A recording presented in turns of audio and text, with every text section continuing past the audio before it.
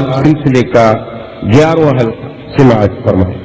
الحمدللہ وکفا والصلاة والسلام علی خاتم الانبیاء سیدنا محمد المصطفى وعلى آلہ المجتبى۔ برادران اسلام، واجب الاحترام بزرگوں، دوستوں، بھائیوں، عزیز نوجوانوں، الحمدللہ حقائد مسلم، عقائد حقہ، عقائد توحید کے بارے میں جو سلسلہ دروس اللہ کی رحمت سے جاری ہے،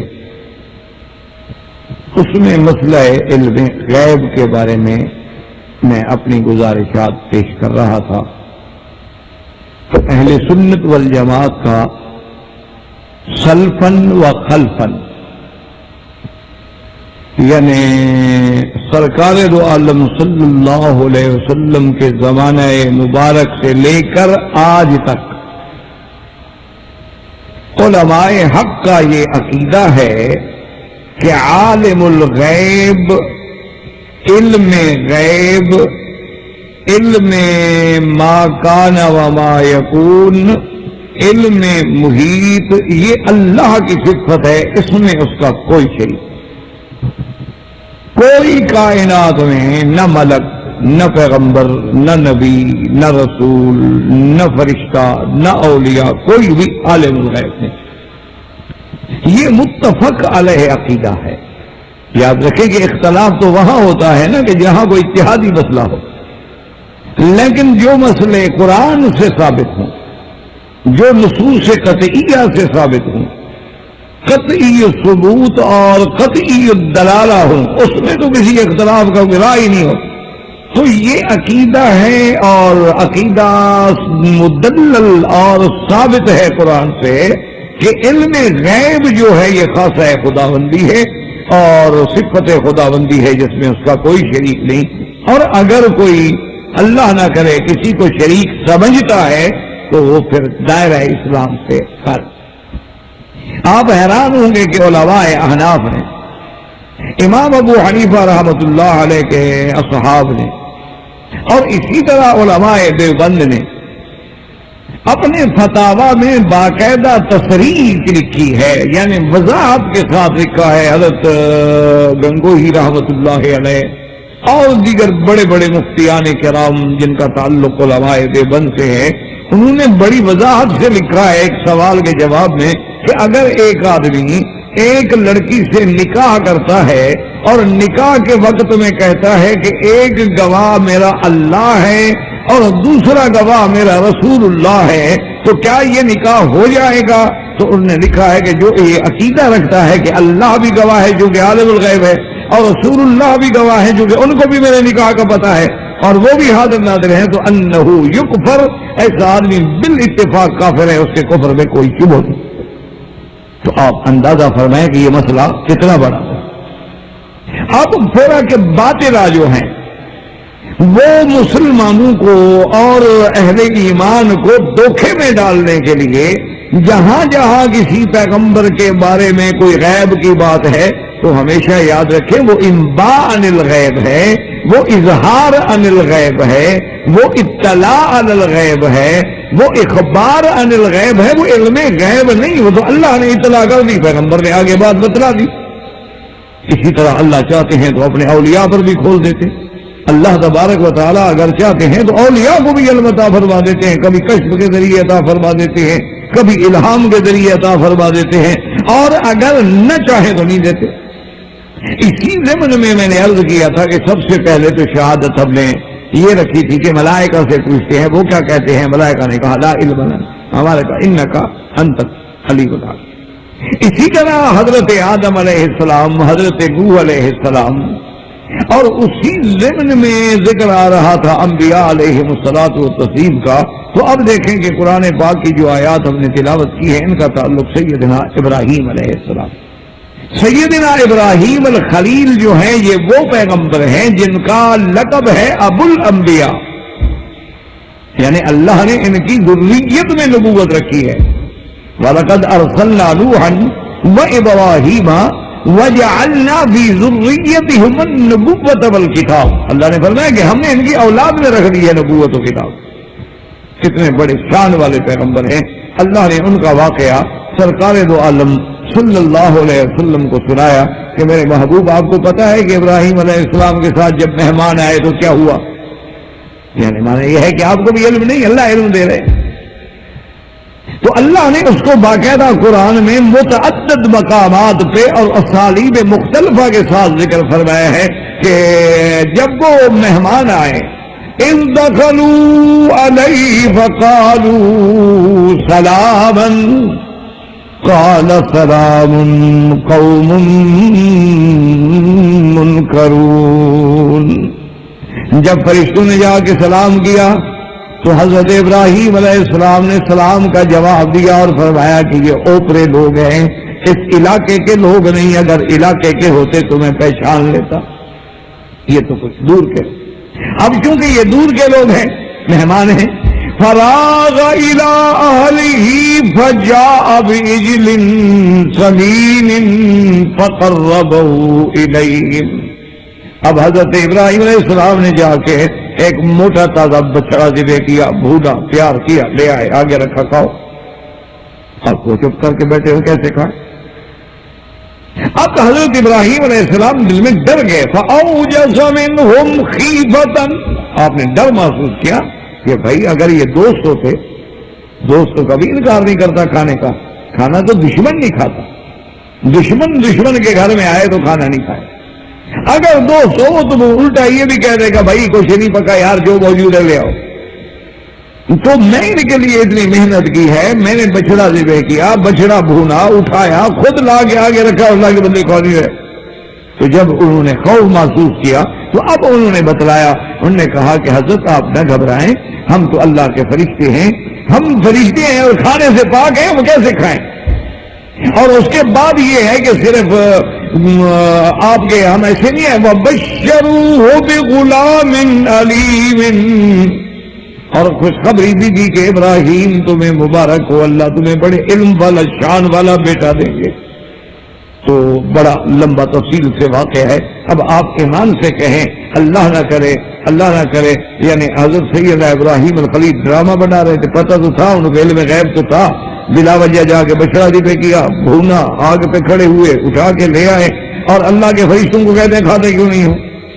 علم غیب ہے اور اس کے بعد فرشتوں کو کھانا کھلا رہے ہیں، علم غیب ہے اور ڈر رہے ہیں فرشتوں سے، وہ تو مبارک دینے کے لیے آئے ہوئے ہیں۔ اب اس کے بعد پھر بھی یوسف علیہ السلام کو خوشخبری مل گئی، سب کچھ ہو گیا، لیکن قرآن کہتا ہے کہ آپ نے سمجھا کہ اگر صرف بشارت ہی دینی ہوتی مجھے بچے کی تو ایک فرشتہ بھی تو کافی تھا۔ اب دل میں خیال آیا کہ ابھی مبارکباد ہی دینی تھی اور اللہ کی طرف سے پیغام ہی پہنچانا تھا، تو ایک فرشتہ کافی ہے، یہ 3-4 اور بڑے بڑے جبریل میکائیل سارے بڑے فرشتے آئے ہوئے ہیں۔ قال فما خطبكم ايها المرسلون، اب جناب حضرت ابراہیم علیہ السلام نے ان سے پوچھا کہ بھائی تمہارے آنے کی اصل وجہ کیا؟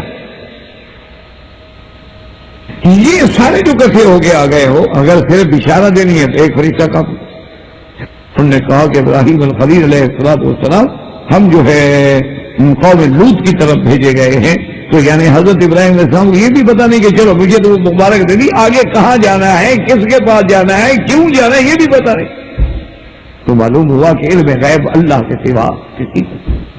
اچھا، اسی زمن میں آگے چلیں گے جب یہی فرشتے حضرت لوط علیہ السلام اللہ کے پیغمبر ہیں، ان کے پاس پہنچ گئے، ان کو جا کے جب سلام کیا، ملے تو حضرت لوط علیہ السلام ایک طرف تو خوش ہیں کہ بھئی مہمان ہیں، اور دوسری طرف گھبرا گئے کہ مہمان بڑے خوبصورت نوجوان، بہت خوبصورت لڑکے ہیں، ہمارا دن کی ابھی داڑیاں بھی نہیں نکلی ہیں، اور میری قوم میں تو یہ لڑکوں کی بیماری ہے، تو اس لیے گھبرائے بھی کہ آج بڑا دن سخت کیا کرو۔ اب مہمانوں کو اللہ کا نبی کیسے کہے گا یہ میرے گھر نہ جاؤ؟ اور اگر میں مہمانوں کو گھر لے جاتا ہوں تو اس کے بعد میری قوم جو ہے وہ جانتے ہیں لوط علیہ السلام کے، ان کے تو عادات خبیثہ ہیں، وہ تو لواطت جیسے خبیث فعل میں مبتلا ہے اور اس پہ فخر کرتے ہیں۔ بہرحال لے گئے، قوم آ گئی. اب قوم جھگڑ رہی ہے, زبردستی لوط علیہ السلام سے مہمان چھیننا چاہتی ہے, اور لوط علیہ السلام اتنا مجبور ہو جاتے ہیں کہ فرماتے ہیں ہاں اولائے بناتی ان کنتم فاعلین, کہ ظالموں شرم کرو, عورتیں جو موجود ہیں, میری بیٹیاں جو موجود ہیں. بعض علماء نے کہا انہوں نے اپنی بیٹیوں تک کی آفر کر دی کہ میں بیٹیاں دے سکتا ہوں, مہمان تو نہیں دے سکتا. اور بعض علماء نے فرمایا مانا یہ ہے کہ تمہارے گھر میں جو عورتیں ہیں وہ بھی تو نبی کی بیٹیاں ہوتی ہیں, تم اپنی بیویوں کو چھوڑ کے لڑکوں کے پیچھے بھاگتے ہو, شرم کرو. انہوں نے کہا جی آپ جانتے ہیں, آپ ہمیں زیادہ نہ بتلائیں اور زیادہ نہ ستائیں, اور انک تعلم ما نريد, تم جانتے ہو کہ ہم کیا چاہتے ہیں, ہمیں آپ کی لڑکیاں نہیں چاہیے. اب حضرت لوط علیہ السلام ایمان سے اندازہ کرے کہ اس وقت پیغمبر پہ کیا گزری ہوگی جس کے گھر میں ایسے مقدس مہمان ہوں اور وہ مہمانوں کی عزت نہ بچا سکے, ان کی حفاظت نہ کر سکے, تو لوط علیہ السلام پہ کیا گزر رہی ہے. اب انہوں نے جناب قوم نے دھمکی دی, انہوں نے کہا کہ دیکھو لوط علیہ السلام ہم نے کافی شرم کر دیا ہے, اور تم جانتے ہو کہ ہم کیا چاہتے ہیں, تم مہمان ہمارے حوالے کرو ورنہ ہم ابھی دیوار فلان کے دروازہ توڑ کے اندر داخل ہو کے مہمانوں کو پکڑ لیں گے. تو حضرت لوط علیہ السلام گھبراتے ہیں اور کہتے ہیں کہ ہائے کاش میں آج, میرے پاس آج بھی طاقت ہوتی,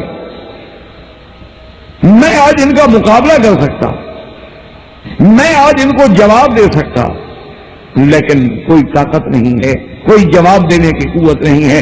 اب جب فرشتوں نے محسوس کیا کہ لوط علیہ السلام کی گھبراہٹ آخری حدوں کو پہنچ گئی ہے اور قوم کا ظلم اور جور جو ہے وہ بالکل علم نشرہ سامنے آ گیا ہے, تو نے کہا قالوا یا لوط انا رسول ربک لن یصلوا الیک.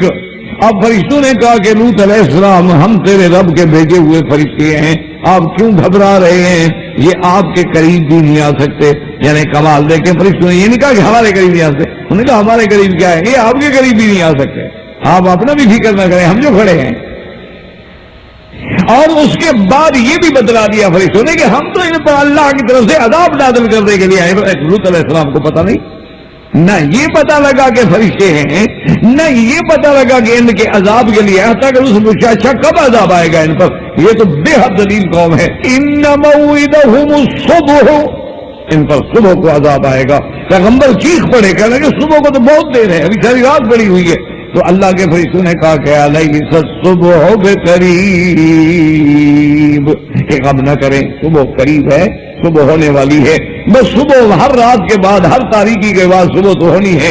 اسی لیے بعض علماء متاخرین نے کہا ہے کہ آج اگر مسلمانوں کے مظالم کے پہاڑ توڑے جا رہے ہیں, آج اگر مسلمانوں کو اندھیری کے غاروں میں ان پر ظلم و تشدد کے انتہا ہو رہی ہے, لیکن ان موعدہم الصبح الیس الصبح بقریب, اللہ کا فیصلہ بھی قریب ہے, لازماً نصرت ہوگی, لازماً مدد آئے گی. جیسے صحابہ بھی ایک دفعہ اس مقام پہ پہنچے کہ متى نصر اللہ, تو جواب ان نصر اللہ قریب, اللہ کی مدد قریب ہے. باقی ہر چیز میں اس کی حکمتیں ہیں. تو اب دیکھو لوط علیہ السلام کو اگر علم غیب ہو, نعوذ باللہ ثم نعوذ باللہ, یہ سارا قوم کے سامنے وہ ڈرامہ کر رہے ہیں. انا للہ و انا, تو اس لیے پتہ چلا کہ علم غیب جو ہے وہ خاصہ خدا ہے, اور خاصۃ شیء لا یوجد فی غیرہ.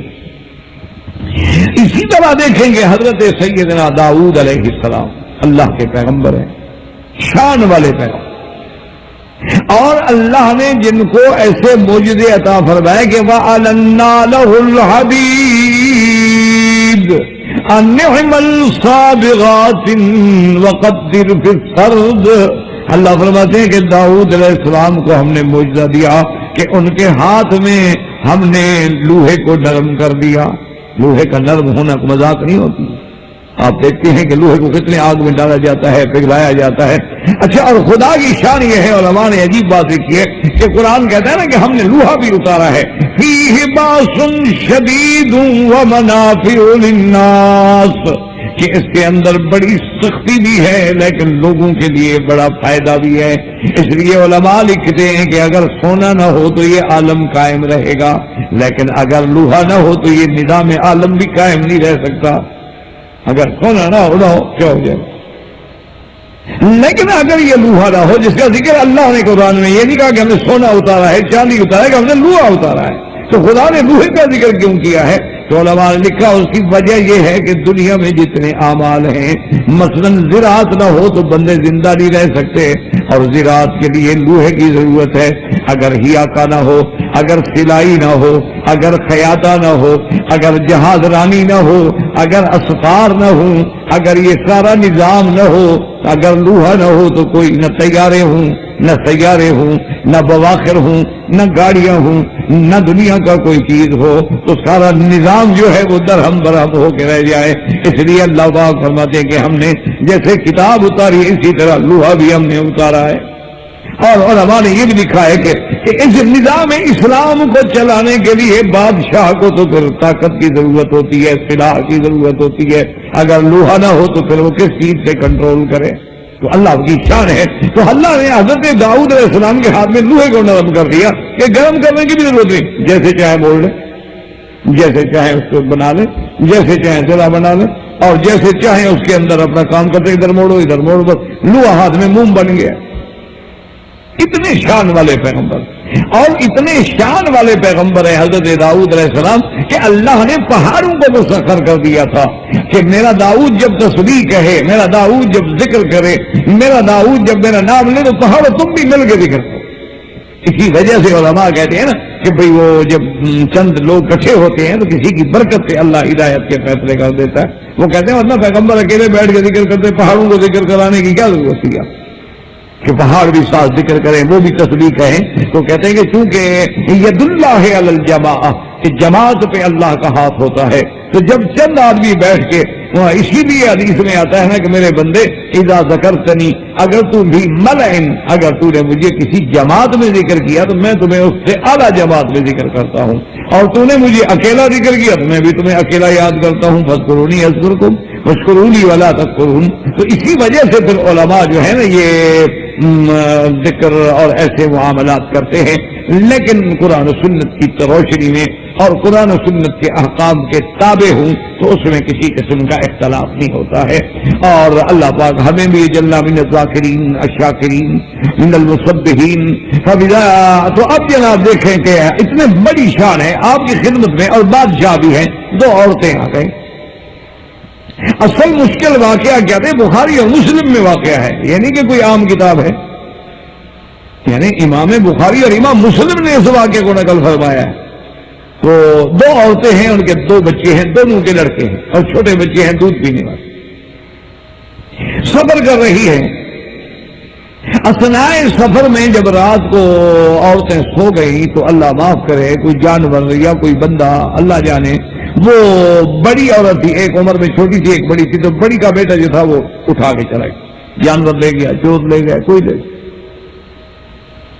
اب جب ماں اٹھی اس نے دیکھا کہ میرا بیٹا نہیں ہے، ادھر ڈھونڈا، ماں ہے آخر. اس کے بعد اس نے، اور تو اس کے دماغ میں نہ آیا، فوراً وہ اس بات پہ آ گئی کہ یہ جو چھوٹی عورت اس کے دوسری اس قافلے میں نے کہا یہ میرا بچہ ہے، اس نے اٹھا لیا، میرا بچہ ہے. اب وہ کہے میرا بیٹا ہے، خدا کا خوف کرو. نہیں، میرا بیٹا تم نے اٹھا لیا، تمہارا بیٹا وہ جانور لے گیا، تم نے جلدی سے میرا بیٹا اٹھا لیا. اب بہرحال بات بڑھ گئی، حضرت داؤد علیہ السلام کے پاس آئے. سیدنا داؤد علیہ السلام کو تمام واقعات سنائے گئے، کیونکہ بڑی عورت جو تھی، یہ بوڑھی عورتیں بڑی چالاک ہوتی ہیں، عمر زیادہ ہو جائے تجربہ بھی زیادہ ہو جاتا ہے. جتنا عمر کم عمر تو یعنی سادہ بچی ہوتی ہے، کتنا پڑھی لکھی کہ انہوں پھر بھی دھوکہ کھا جائے گی، لیکن یہ بڑی عمر کی عورتیں جو ہیں یہ تو بڑے بڑوں کے جناب دماغ لا دیں. تو اس نے ایسی جناب کہانی ڈالی نہ جی، اور روئے اور پیٹے اور ماتم کرے، اور ایسا نقشہ کھینچا کہ داؤد علیہ السلام سمجھ گیا واقعی اس بیچاری کا بچہ گیا، یہ تو واقعی مستحق ہے. تو حضرت نے اس کے رونے کو، اس کے غم کو، اس کے ڈرامے کو سچا سمجھ لیا اور بچہ پکڑ کے اس کو دے دیا، حالانکہ بچہ چھوٹی کا ہے. اب اللہ کے نبی ہیں، بادشاہ ہیں، فیصلہ کر دیا، اب عورت بیچاری دوسری کیا کرے. سیدنا سلیمان علیہ السلام حضرت داؤد کے بیٹے ہیں، ابھی جوانی ہے، وہ بھی مجلس میں موجود ہیں اور سن رہے ہیں اور دیکھ رہے ہیں. اور وہ عورت جو ہے چھوٹی بیٹھی ہوئی رو رہی ہے، بات نہیں کر سکتی. غریب آپ نے دیکھا ہے نا جی کہ کبھی جو جھوٹا آدمی ہو نا بڑا تقریر کرے گا، سچا آدمی کبھی بول نہیں سکتا. کیونکہ جھوٹے کو تو تجربہ ہوتا ہے نا، وہ تو اس کو پتا ہوتا ہے. اس لیے آپ دیکھیں پولیس جتنے ٹاؤٹ گواہ ہوتے ہیں نا، ان کے جو سٹیشن رکھے ہوتے ہیں، چاہے واقعہ کہیں ہو وہ لکھ دیں گے اس کا نام، وہ آگے گواہی دے گا کہ جناب میں موجود تھا، میرے سامنے سب کچھ ہوا ہے. اچھا وہ اتنے ٹرینڈ ہوتے ہیں کہ ان کو وکیل بھی نہیں پریشان کر سکتے، تو وہ ہر کورٹ میں عادی ہو گئے، آنے جانے میں عادی ہو گئے، بحث کے عادی ہو گئے، سوال جواب کے عادی ہو گئے. ایک شریف آدمی سے تو ایک سوال کرے وکیل، وہ بیچارہ بدل ہو جاتا ہے، پاگل ہو جاتا ہے. وہ کہتا ہے کیا جواب. وہ ایک مثل مشہور ہے کہ ایک آدمی ایسا تھا جو ہمیشہ عدالتوں کے باہر کھڑے رہتا تھا کہ بھی کسی کو گواہی کی ضرورت ہو تو وہ پیسے طے کر دیتا تھا کہ بھی میں اتنے پیسے دوں گا، مجھے بات بتا رہا میں تمہارا گواہ ہوں. اچھا اب کیونکہ ایسے آدمی پر اعتبار بھی تو نہیں ہوتا نا، تو ایک آدمی کو گواہی کی ضرورت تھی، لوگوں نے اس کا نام بتلایا، وہ اس کے پاس گیا کہ بھائی اس نے کہا ٹھیک ہے میں مثلاً 1000 روپے لوں گا، تمہاری گواہی دوں گا. اس نے کہا میں 1000 روپے دینے کے لیے تیار ہوں، لیکن بات یہ ہے کہ تمہارا اعتبار بھی تو بڑا مشکل ہے گا. جو آدمی عدالت میں جھوٹ بول سکتا ہے اس کا کیا اعتبار. تو اس نے کہا اس کا حل کیا کرے. اس نے کہا تم گواہی دے کے آؤ، پیسے بعد میں دے. اس نے کہا بعد میں تم نہ دو تو میں کیا کروں، میری گواہی تو ریکارڈ ہو گئی اور تم پیسوں سے مکر جاؤ تو پھر میں کیا کروں گا. اس نے کہا اچھا ایسا کرتے ہیں کہ ہم کھڑے تو عدالت کے کٹہرے میں سامنے کٹھے کھڑے ہوں گے نا، مدعی بھی اور گواہی کھڑے ہوں گے، تو جو تم گواہی ختم کرو گے نا تو تم ہاتھ پیچھے کر دینا، وہی پیسے تمہیں دے دوں گا. جج بیٹھا ہوتا ہے، لکھ رہا ہوتا ہے، جج تھوڑا دیکھ رہا ہے کہ آپ پیسے دے رہے ہیں کیا کر رہے ہیں. انہوں نے کہا ٹھیک طے کر دیا. اب جناب اس نے بڑی ڈٹ کے گواہی دی، فیصلے میں تھے. جب گواہی پوری ختم ہو گئی تو اب اس نے ہاتھ پیچھے کیا اس سے کہ بھی پیسے دو. اب اس نے سوچا ابھی گواہی تو ہو گئی ہے، اب خامخواہ اس کو 1000 روپے دینے کی کیا ضرورت. تو اس نے اس کو کہا کہ ابھی تو نہیں ہے، باہر جا کے تمہیں دوں گا. وہ سمجھ گیا ابھی یہ پیسے کھا گیا. وہ جج صاحب لکھتے لکھتے لکھتے پھر اوپر گیا، انہیں نظر اٹھائی تو گواہ سے پوچھا ہاں بھائی اور کچھ کہنا ہے یا تمہاری گواہی ختم. اس نے کہا جناب جتنا اس نے مجھے سکھایا تھا وہ تو میں نے کہہ دیا ہے، انہوں نے مجھے اتنی ہی سکھایا تھا، اس کے آگے مجھے کیا پتا کہ کیا کہنا ہے. تو ساری گواہی کو ایک لفظ میں دھو ڈالا نا. کہا کسی نے جو سکھایا تھا وہ میں نے کہا. انہوں نے کہا پیسے نہیں مل رہے تو میں گواہی کیوں دوں. تو اس لیے جو جھوٹے آدمی ہوتے ہیں نا ہمیشہ یاد رکھیں وہ بڑے لفاظ ہوتے ہیں، ان کو بات کرنے کا ڈھنگ آتا ہے. اور ایک شریف آدمی حق پہ بھی ہوگا اپنی بات نہیں کہتے، حق پر ہونے کے باوجود بات نہیں سمجھاتے. اب جناب دیکھیں کہ حضرت داؤد نے فیصلہ کر دیا. حضرت سلیمان علیہ السلام نے کہا کہ ابا جان اگر آپ محسوس نہ فرمائیں کہ آپ بادشاہ بھی ہیں، میرے والد بھی ہیں، اور اگر آپ کے فیصلے کے بعد میں بات کروں اچھا بھی نہیں لگتا، لیکن اگر آپ اجازت دے دیں تو ان کا فیصلہ میں کر دوں دوبارہ. تو سلیمان علیہ السلام نے کہا کہ ہاں کوئی بات جاؤ کر دو. اب وہ دونوں عورتیں اچھا وہ بڑی تو بچہ لے کے کھڑی ہوئی خوش ہو. نے کہا دیکھو جب باپ فیصلہ کر چکا تو بیٹا اور کیا کر لے گا، چلو بیٹا ہے خوش ہو جائے. تو انہوں نے کہا کہ تمہیں میرا فیصلہ منظور ہوگا. کہا جی بالکل کمال ہے، ہمیں کیوں منظور نہیں ہوگا، ہمارے لیے آپ بھی بڑے ہیں، حضرت داؤد بھی بڑے. ان کو لے آئے، دونوں کی باتیں سنی اور اس کے بعد فرمایا کہ وہ جلاد کو بلاؤ. وہ جو قتل کے لیے جلاد رکھے ہوتے ہیں نا، کبھی قاتلوں کو لوگوں نے کہا جلاد کو بلائے، وہ کہا تلوار بھی دیکھ کے. وہ جلاد کو بلایا، آ گیا. انہوں نے کہا کہ دیکھو یہ بچہ ہے، اس کے سر پہ پوری طرح نشان لگا ہوا، قاعدہ بالکل برابر ہو، ذرا ادھر ادھر رہو. اس کو بس 2 ٹکڑے کر دو، ایک ٹکڑا اس عورت کو دے دو، ایک ایسے ہو، خالی کوئی نہ جائے ہمارے دربار. یہ کیا ہے، ایک دو بچہ لے جائے ایک روتی جائے، اچھی بات نہیں ہے. اب اللہ جانے جس کا بچہ بھی بھگیا اٹھا کے لے گیا، ایک ہی بچہ ہے نا، لیکن اس کو ہم دونوں کو تقسیم کر، لیکن نشان لگاؤ کہ زیادتی نہ ہو، ایسا نہ ہو کہ ادھر کم ہو ادھر زیادہ ہو. اب وہ جناب نشان لگا رہا ہے اور وہ جو اصل ماں تھی نا وہ اٹھ کے کھڑی ہو گئی. اس نے کہا کہ حضرت بات یہ ہے کہ میرا دعویٰ جھوٹا ہے، بچہ اسی کا ہے، اس کو دیتے. تو سلیمان علیہ السلام سمجھ گیا. انہوں نے کہا وہ حقیقی ماں ہے نا، وہ چاہتی ہے کہ چلو مجھے بچہ نہ ملے لیکن قتل تو نہ ہو نا، کم از کم بڑا ہوگا، کبھی دیکھ تو لوں گی، زندہ تو ہوگا نا. کبھی ہو سکتا ہے زندہ ہونے کے بعد اللہ حالات پیدا کر دے، اس کو پتہ لگ جائے میری حقیقی ماں کون ہے، میرے پاس آ جائے. اور اگر آج قتل ہو گیا، میرا بچہ ختم ہو گیا اور بڑی خاموش بیٹھی ہوئی ہے کہ ٹھیک ہے جی جو سرکار کا فیصلہ، اس کا تو پہلے کیا، اس نے کہا میرا تو مرا ہے، یہ بھی تو بچہ گھر لے کے نہ جائے نا، اس کا بھی مرے جان جھوٹے. تو حضرت سلیمان نے کہا کہ تم جھوٹ بولتی ہو، بچہ اس کا ہے. فوراً بچہ چھوٹی کے حوالے کر دیا اور حقیقت تک پہنچ گئے. تو حضرت داؤد علیہ السلام اگر عالم الغیب ہوتے تو کیا ایک انسانی جان کا فیصلہ کرنے میں کسی کی باتوں میں آ کر اس کی بات کو مان لیتے؟ تو معلوم یہ ہوا کہ علم غیب خاصہ خدا ہے. نہ حضرت داؤد علیہ السلام عالم الغیب تھے اور نہ حضرت سلیمان ہے. اسی طرح آپ دیکھیں قرآن مقدس ہے، سورۃ النمل ہے، اللہ فرماتے ہیں وَتَفَقَّدَ الطَّيْرَ فَقَالَ مَا لِيَ لَا أَرَى الْهُدْهُدَ أَمْ كَانَ مِنَ الْغَائِبِينَ. آپ نے جب دیکھا، نظر ڈالی، کہا کیا بات ہے آج ہدہد نظر نہیں آ رہا؟ مَا لِيَ لَا أَرَى الْهُدْهُدَ أَمْ كَانَ مِنَ الْغَائِبِينَ. وہ غائب ہو گیا. کہاں گیا؟ لَأُعَذِّبَنَّهُ عَذَابًا شَدِيدًا أَوْ لَأَذْبَحَنَّهُ. آپ نے فرمایا آج آنے دیں ہدہد کو، یا تو آج میں اس کو ایسی سزا دوں گا نا، ایسے سخت عذاب دوں گا، یا پھر آج اس کو میں ذبح کر دوں گا. ہاں أَوْ لَيَأْتِيَنِّي بِسُلْطَانٍ مُبِينٍ. یا پھر اپنی غیر حاضری کا کوئی واضح عذر لے کے آئے، واضح دلیل لے کے آئے کہ میری غیر حاضری کی وجہ کیا ہے. اب جناب اللہ کا قرآن ہے، تھوڑی دیر گزری، ہدہد آ گیا، اور جب آیا تو اس کے فوراً بعد حضرت سلیمان علیہ السلام کے پیش ہوا. اس نے کہا حضرت مجھے سزا بعد میں دے، لیکن پہلے میری واقعات تو سن لیں، میری بات تو سن لیں. فقال أحطت بما لم تحط به وجئتك من سبأ بنبأ يقين. داؤد علیہ السلام کہتے ہیں پیغمبر کو سلیمان جو بادشاہ ہے، انسانوں کا بادشاہ، جنوں کا بادشاہ، چرندوں کا بادشاہ، پرندوں کا بادشاہ، سب کی بولیاں جاننے والا، کہتا ہے سلیمان علیہ السلام جو میں خبر لایا ہوں آپ کو پتہ نہیں ہے؟ جو میں خبر لے کے آیا ہوں نا، آپ کو کوئی علم نہیں. کیا بات؟ انہوں نے کہا میں قوم سبا کے بارے میں، یمن کے علاقے میں وہاں سے آ رہا ہوں. اتنی وجدت امرأۃ تملکہم، میں نے وہاں دیکھا ہے ایک عورت ہے، ان کی ملکہ ہے، وہ حکومت کر رہی ہے. میں نے دیکھا ان کی قوم سورج کی پوجا کرتی ہے.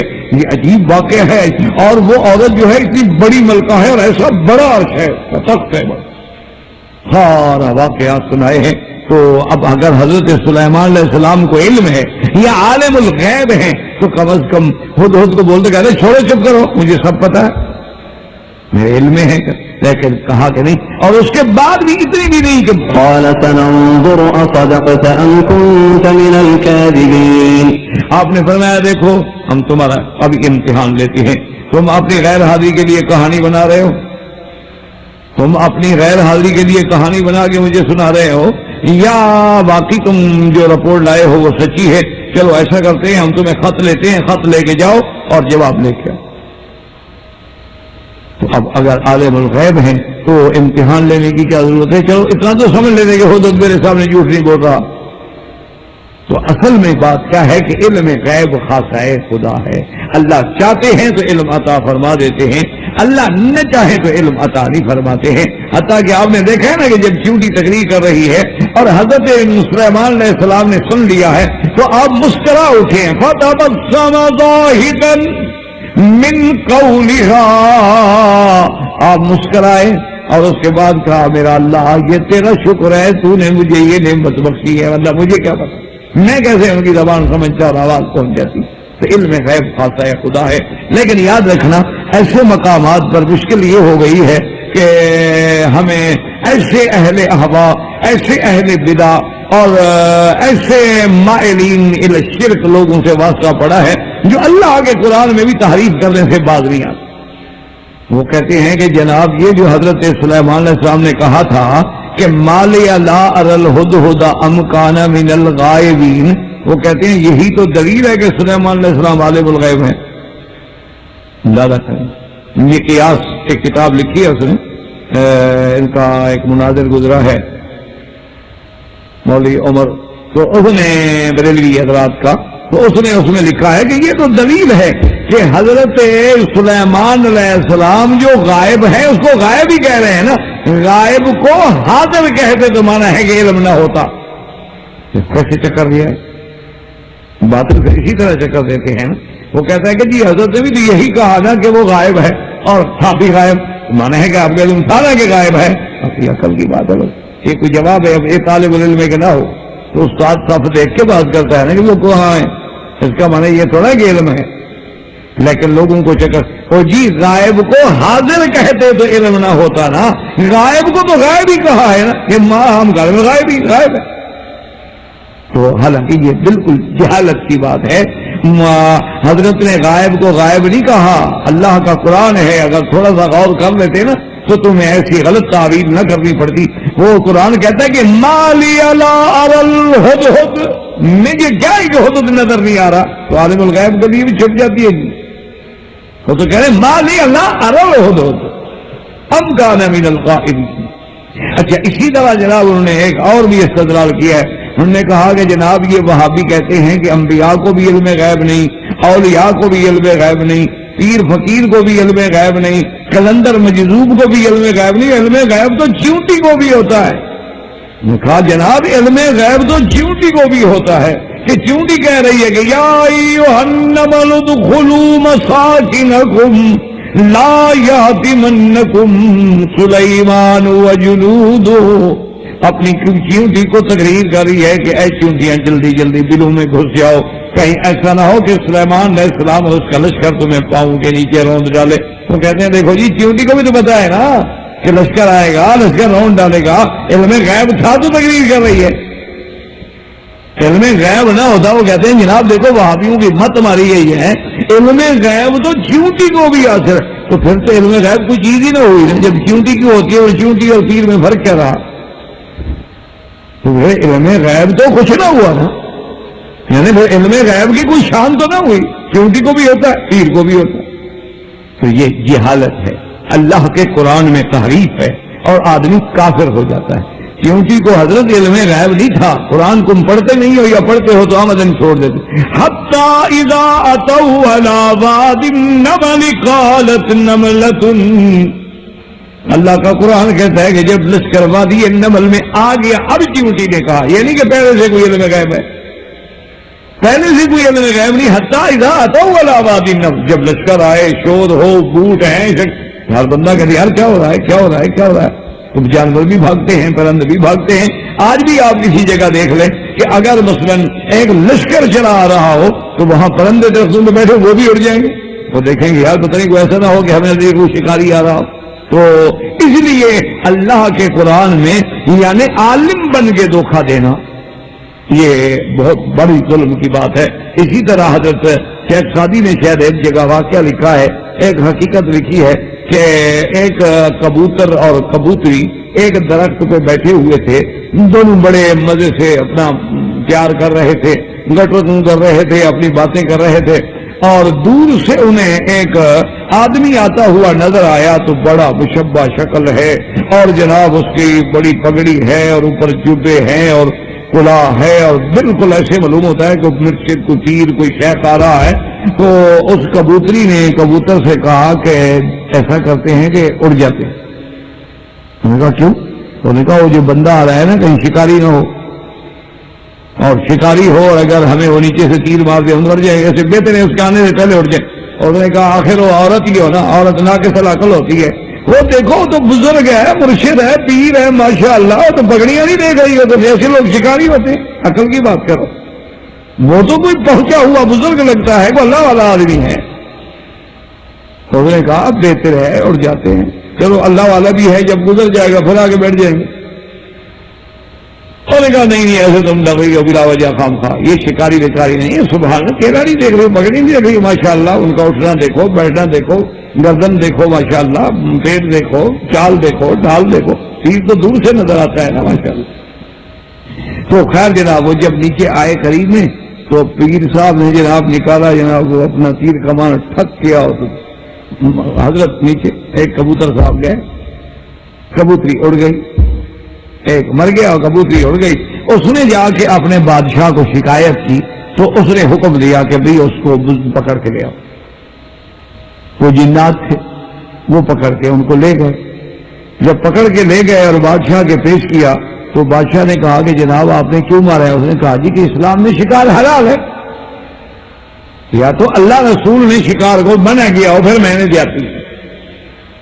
اور اگر اسلام میں شکار حلال ہے اور سیدنا اسماعیل علیہ السلام خود شکار کھیلتے تھے پرندوں کا اللہ کا نبی ہو کر، تو میں نے کون سی زیادتی کی ہے کہ مجھے آپ پکڑ رہے ہیں، سزا دے رہے ہیں؟ میں نے شکار کیا ہے، مر گیا ہے، کڑ گئی۔ تو بادشاہ جو تھا جنوں کا، اس نے کبوتری کو دیکھا، اس نے کہا کہ بات تو ٹھیک کہہ رہا ہے، شکار کی تو اسلام میں اجازت ہے، تو اس نے کوئی جرم تو نہیں کیا۔ اس نے کہا سرکار آپ نے میری درخواست سنی نہیں۔ انہوں نے کہا کیسے نہیں سنی، ہم نے اس کو پکڑوایا ہے ملزم کو، لیکن وہ بیچارہ کہتا ہے کہ میں شریعت میں بری ہوں۔ تو اس نے کہا کہ جناب پھر اس کو کہو مہربانی کر کے شکاری کا لباس تو پہن کے آیا نا، یہ پیر بن کے تو ہمیں دھوکہ نہ دینا، کم از کم اس کو کہو شکاری کے لباس میں تو آئے نا، یہ پگڑیاں باندھ کے تو ہمیں برباد نہ کرے نا، یہ شکلیں بنا کے تو ہمیں تباہ نہ کرے، کم از کم اسی لباس میں آئے، پھر ہم بھاگیں گے، وہ ماریں گے، ہم مر گئے بھاگ گئے، لیکن ہمیں اندازہ تو ہوگا کہ یہ شکاری ہے، تیر کمان لٹکائے ہوئے ہیں اور بالکل شکاریوں کی طرح آ رہا ہے، لیکن ہم نے تو سمجھا ہے ہمارے کو مرشد کلندر آ رہے ہیں، ہمیں کیا پتا تھا کہ اندر تیر چھپایا ہوا ہے۔ تو اس لیے عالم بن کر، علماء بن کے، مفسر قرآن بن کے اللہ کے قرآن میں تحریف کرنی، نعوذ باللہ کہنا کہ چیونٹی کو بھی علم غیب ہے، اتنی بڑی، یہ تو کوئی بڑے سے بڑا جاہل آدمی بھی یہ بات نہیں کہہ سکتا، اور یہ جائے کہ کہنے والے اپنے آپ کو مفسر قرآن اور خطیب العصر، مناظر اسلام، اور کتاب میں حوالہ کیا لکھا جی چیونٹی کو علم غیب ہے، کیونکہ اس نے کہا تھا کہ یا ایھا النمل ادخلوا مساکنکم، وہ اللہ کے بندے ہیں، یہ تو پھر اسی طرح اگر تمہاری زبان میں کوئی جواب دے نا تو پھر اچھا نہیں لگتا، ہمیں وہ بات دے بھی دے۔ یہ تو بات وہی ہوئی نا کہ ایک آدمی نے، حافظ اللہ وسائل صاحب خطیب تھے، عالم تھے، تقریر فرما رہے تھے، تو ایک شیعہ نے ان کو لکھ کے بھیج دیا کہ وَإِنَّ مِن شِيَّتِهِ لَإِبْرَاهِيمَ، انہوں نے کہا جی قرآن پاک میں ابراہیم نام بھی شیعہ تھے، اور اس کا کوئی راج ہے کہ شیعہ پیدا ہوں؟ صحابہ کے زمانے میں آیا تھا، ابراہیم علیہ السلام کے زمانے میں، لیکن اب حل کیا ہے؟ سوال ازاسما جواب ازریسما، تو ہمیشہ باطل گئی۔ انہوں نے لکھا ہوا ان من شیعته لابراہیم، یہ آیت دلیل ہے کہ حضرت ابراہیم اور ساری دنیا ملت ابراہیم کے ہے، لہذا شیعہ مذہب حق، کیونکہ ابراہیم علیہ السلام شیعہ تھے۔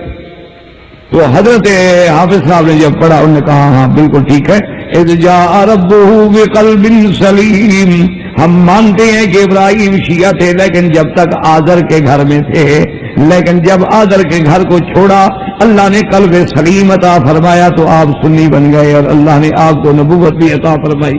ہم نے کہا تو آذر کے گھر میں تو واقعی شیعہ تھے، اس میں تو کوئی شک نہیں، آذر بھی شیعہ تھا۔ تو اب اس کا کیا جواب ہے؟ اور اس کے بعد آپ نے فرمایا کہ اگر تم یہی بات کہتے ہو تو اللہ قرآن میں کہتا ہے جعلکم شیعا، ایک عذاب یہ ہے کہ میں تمہیں شیعہ بنا دوں گا۔ ساری جتنی قرآن میں تھی شیعہ کی آیتیں، ساری آیتیں پڑھ ڈالی۔ تو اصل کیا ہے؟ یہ تحریف ہے۔ اللہ ایسی تحریفات سے ہمیں بھی بچائے اور اوروں کو بھی بچائے، کہ یہ نہیں کہ قرآن میں ایک لفظ مل جائے تو بس اس کو اپنے مطلب پر ڈھالنے کے لیے نعوذ باللہ لوگوں کے عقیدوں کو خراب کر دو اور گمراہ کر دو۔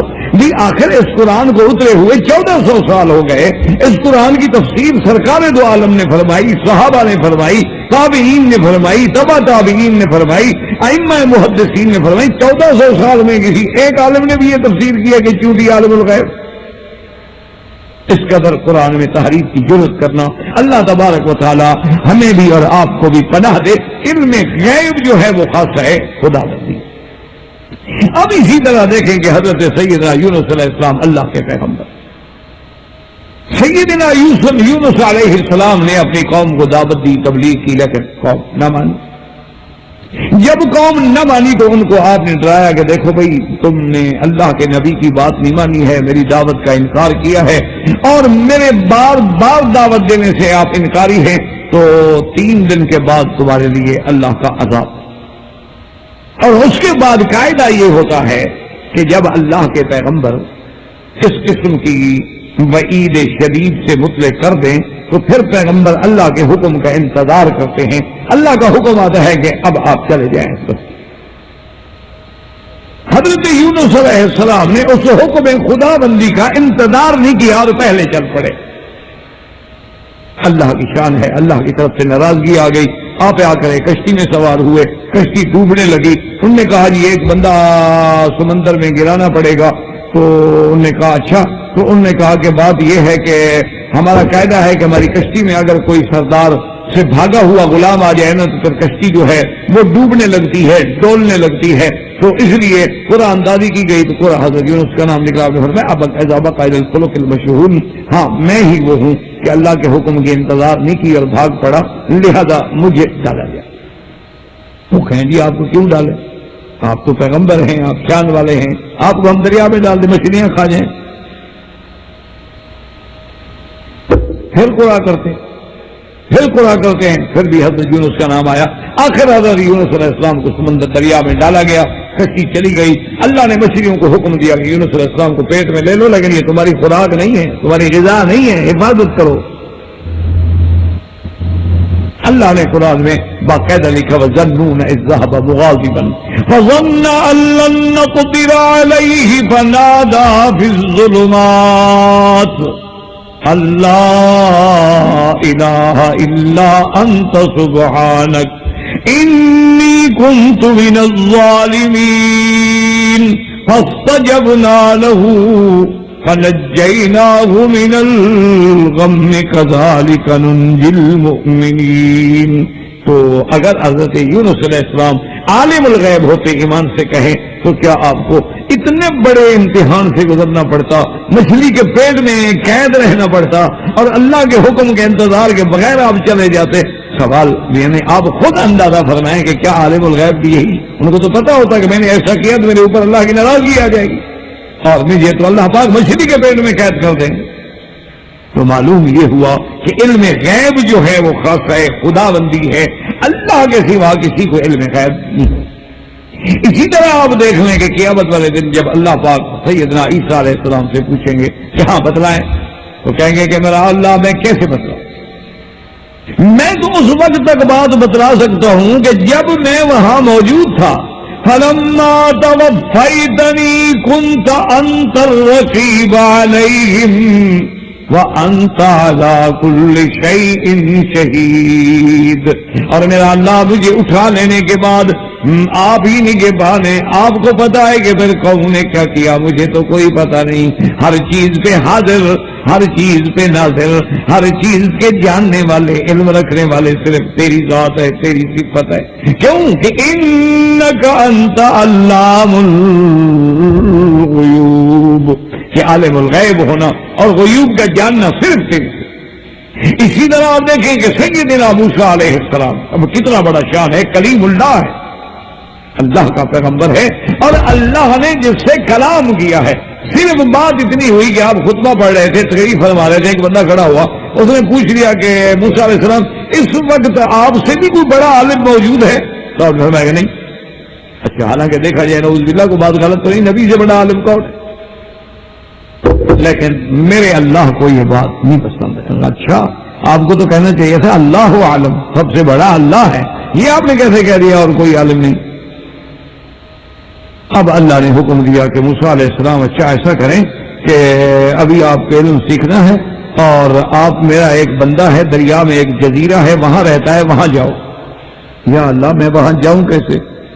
اور دیکھیں نا اللہ کے لیے کیا مشکل تھی کہ جبریل علیہ السلام کو بھیج دیتے اور حضرت موسیٰ علیہ السلام کو ساتھ پہنچا دیتے، یہ سارا نقشہ آپ کے سامنے کر دیتے. وَمَا ذَلِكَ عَلَى اللَّهِ بِعَزِيزٍ. لیکن دیکھیں اللہ کی شان، امتحان پھر ایسے ہوتا ہے. اللہ نے حکم دیا ایسا کرو کہ ایک مچھلی جو ہے نا وہ اپنے ساتھ ایک ٹوکری میں رکھ لو اور مچھلی لے کے چل پڑو. اسی مچھلی سے کھاتے بھی رہو، ناشتہ بھی کرتے رہو، کھانا بھی کھاتے رہو، رات کا غدا عشاء بھی کرتے رہو. اور جب وہ مچھلی زندہ ہو کے دریا کے اندر چھلانگ لگا کے چلی جائے، وہی جگہ ہے، وہی جگہ، وہی میرا بندہ، میرا جو ایک بندہ ہے وہی ہوگا. اللہ کا پیغمبر ہے، مچھلی لے کے جا رہے ہیں. میں کہا بہت مچھلی کے پیچھے چلتے ہیں. کہاں مچھلی، کہاں پیغمبر. اب جناب وہ مچھلی لے کے چلے چلے چلے چلے. خدا کی شان ہے، پہلے موسیٰ علیہ السلام کو تھکاوٹ محسوس نہیں ہوتی تھی تو مفسرین لکھا ہے کہ اس دن تھک گئے، اس دن آپ کو تھکاوٹ بڑی نہیں. اور آپ نے فرمایا آتنا غداءنا لقد لقینا من سفرنا ھذا نصبا. آپ نے اپنے ساتھی سے یوشع سے کہا کہ بیٹا وہ ناشتہ لے آؤ، آج تو بہت تھک گئے. تو اس نے کہا حضرت ناشتہ کیا لے آؤں، وہ تو مچھلی گئی.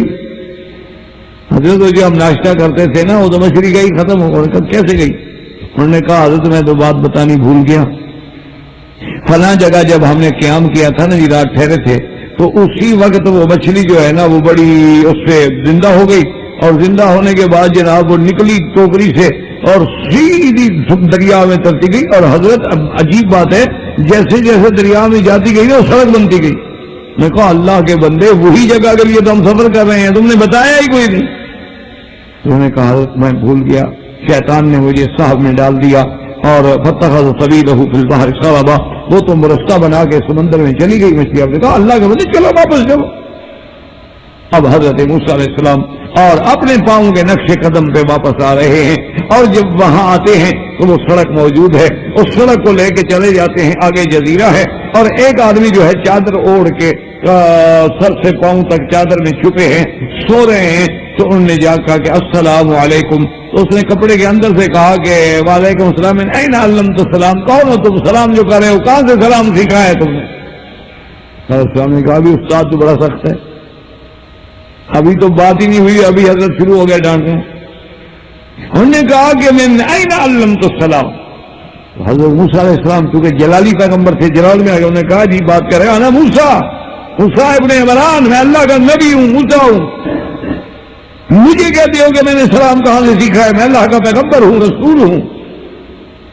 تو اس نے کہا کہ جناب غصہ کرنے کی کیا ضرورت ہے، اگر آپ اللہ کے پیغمبر ہیں، کلیم اللہ ہیں، موسیٰ علیہ السلام ہیں، اللہ کے رسول ہیں، جاؤ اپنا کام کرو، میرے پاس کیا کرنے آئے ہو؟ اب موسیٰ سے بھی ٹھنڈے ہو گئے کہ اللہ کا حکم ہے، انہیں سے پڑھنا ہے، سیکھنا ہے۔ تو انہوں نے کہا کہ جی مہربانی کریں، میں تو کچھ علم سیکھنے آئے۔ انہوں نے کہا جی آپ میرے سکول میں داخل ہی نہیں ہوتے۔ بھائی میں پیغمبر ہوں، اللہ کا نبی ہوں، کلیم اللہ ہوں، رسول اللہ ہوں، میں تمہارے علم داخل۔ انہوں نے کہا حضرت میری کلاس بڑی سخت ہے، میرے پاس جو علوم ہے، انت علی علم علمکنی اللہ، تم جس علم پہ ہو اللہ نے تمہیں دیا ہے، میں نہیں جانتا، اور جس علم پہ میں ہوں اللہ نے مجھے دیا، تم نہیں جانتے۔ تم علوم شریعت کے حامل ہو، میں علوم قولیہ کا حامل ہوں، میرے پاس تکوینی علوم ہے، تیرے پاس تشریعی علوم ہے، گزارا کیسے ہوگا؟ اور پھر آپ تو جلال والے آدمی، میں نے پیچھا سلام کہاں سے سیکھا ہے، تو آپ فوراً ناراض ہو گئے، تو آپ تو کیسے چلیں گے؟ جب شاگرد فوراً ناراض ہو جائے کہ ایک بات پہ، تو کیسے چلے گی بات؟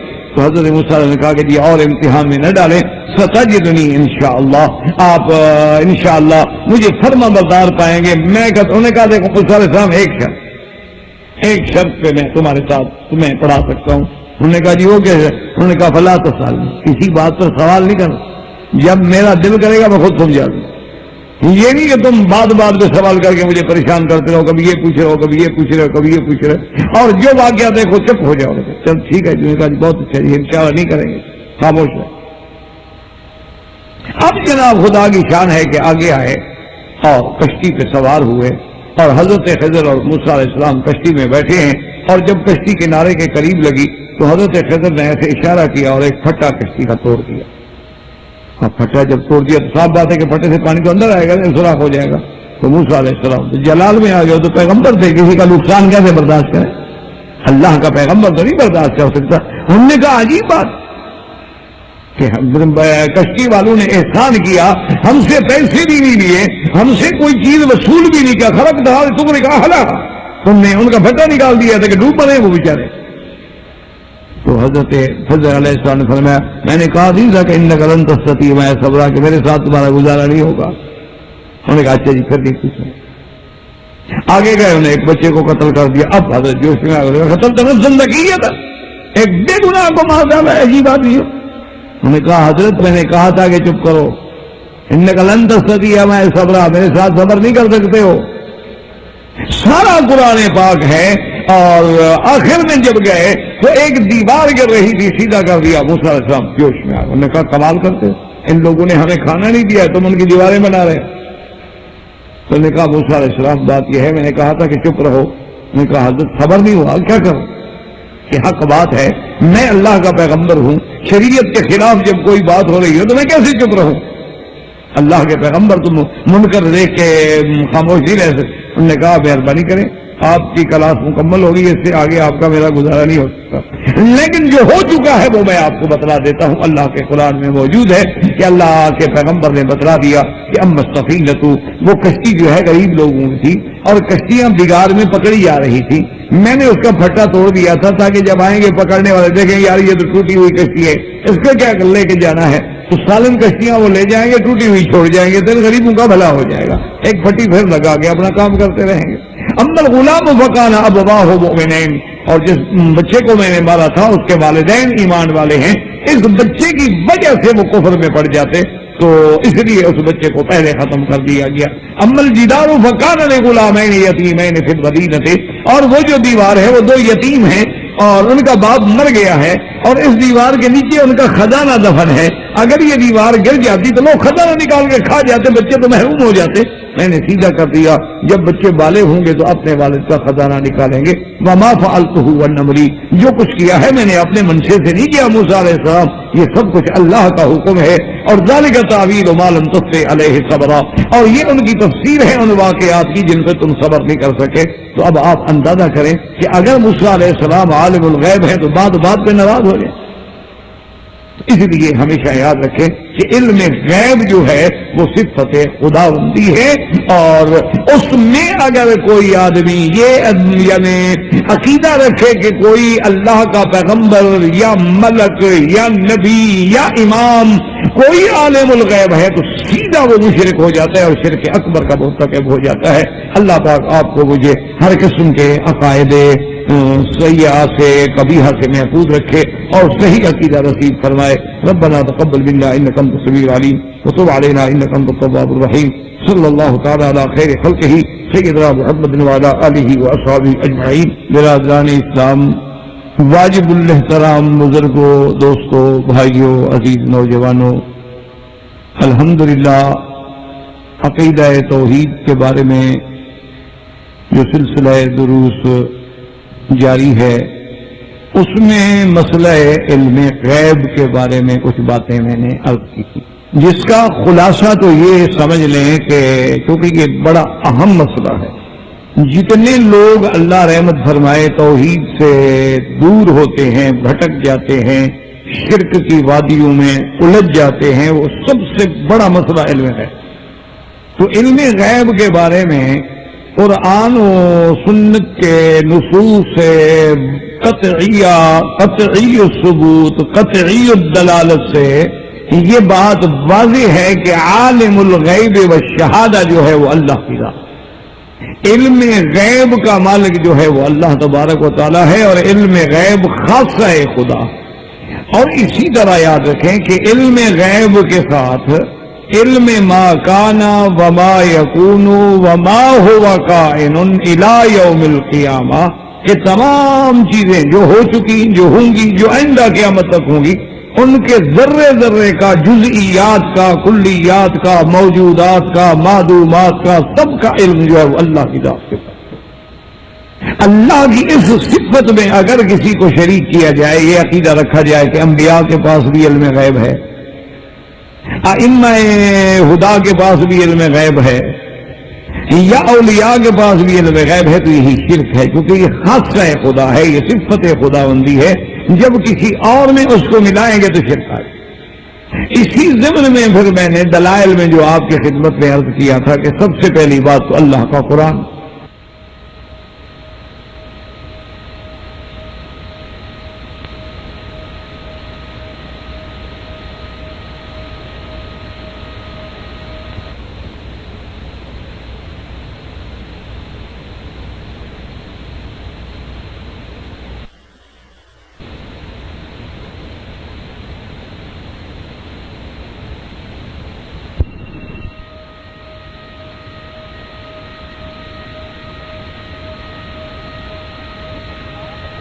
اس کے بعد اللہ کی مخلوقات میں مخلوقات نوری ملائکہ ان سب نے بھی کہا کہ لا علم لنا, ہمارے پاس علم نہیں, انک انت العلیم.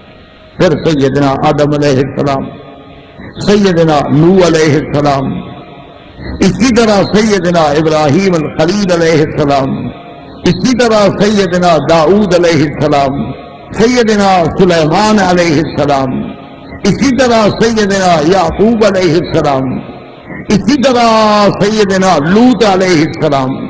ان تمام پیغمبران کے قرآن مبارک کے آیات سے یعنی مدلل میں نے عرض کیا تھا کہ ان سب کا عقیدہ یہ ہے کہ وہ بھی غیب نہیں جانتے، علم غیب کا مالک جو ہے اللہ تبارک و تعالیٰ کے پاس۔ اور اسی طرح سیدنا موسیٰ علیہ السلام، اسی طرح سیدنا عیسیٰ علیہ السلام کہ انہوں نے بڑی صاف کیا، اللہ میں تو اپنی امت کا، اپنے اوپر ایمان لانے والوں کے احوال کو اس وقت تک جانتا ہوں جب تک میں تھا، جب میں تھا نہیں تو مجھے کیا پتا۔ اور اسی طرح قیامت والے دن تمام انبیاء اور رسول کو جب اللہ اکٹھا کریں گے اور پوچھیں گے کہ یوم یجمع اللہ الرسل فیقول ماذا اجبتم قالوا لا علم، سب کے سب کہیں گے کہ ہمیں علم نہیں، انک انت علام الغیوب۔ اب اتنے دلائل کے بعد اور کوئی ضرورت تو نہیں ہے کہ آدمی اس تفصیل میں جائے، لیکن کچھ واقعات جن کا تعلق سرکار دو عالم سیدنا محمد مصطفیٰ صلی اللہ علیہ وسلم سے ہے کہ سیدنا محمد مصطفیٰ صلی اللہ علیہ وسلم اپنے گھر میں بیٹھے ہیں، ایک بی بی جو ہے وہ حاضر ہوتی ہے، ایک عورت حاضر ہوتی ہے، اور تحقیق حدیثوں کے مطابق جو اس کا نام ہے بی بی خولہ، اس کا نام ہے، ثعلبہ کی بیٹی ہے، بی بی کا نام بی بی خولہ۔ آگے کہنے لگی کہ یا رسول اللہ صلی اللہ علیہ وسلم کہ میرے خاوند نے مجھے اپنے اوپر حرام کر لیا ہے، اس نے کہہ دیا ہے، ویسے عربی کا محاورہ تو یہ ہوتا ہے کہ انت علیہ کا ظہر امی، کہ تم میرے لیے ایسے ہو جیسے میری ماں کی پشت ہے، تو مانا یوں سمجھ لیں کہ میرے لیے ایسے ہو جیسے میری ماں ہے، ورنہ محاورات میں جو بات ہے وہ بڑی اس میں حکمتیں ہیں کہ انت علیہ کا ظہر امی، کہ اس نے اپنی بیوی کو تشبیہ دی اپنی ماں کی پشت سے تشبیہ دینے کی وجہ کیا تھی؟ تو بعض علماء فرماتے ہیں کہ کنایا ہے، اصل میں تو پیٹ کہنا تھا کیونکہ مرد تو عورت کے بطن پہ بیٹھتا ہے نہ کہ اس کے ظہر پہ بیٹھتا ہے، تو کنایا تن ظہر کہہ دیا گیا۔ بعض علماء نے فرمایا کہ نہیں، مقصد یہ ہے کہ اللہ نے جو خاوند کو ایک نکاح کے بعد حق دیا ہے علو کا، اور ہر چیز کی سواری جو ہے گویا کہ اس کے ظہر پہ ہوتی ہے، مانا ہوتا ہے کہ اس سواری پہ اس کو حق ہے بیٹھنے کا، تو یہ جو اس کا حق تھا اس نے اپنے حلال کو نسبت دے دی اس سے جو ماں ہمیشہ کے لیے حرام ہوتی ہے، تو اس کو کہتے ہیں عربی میں زہار۔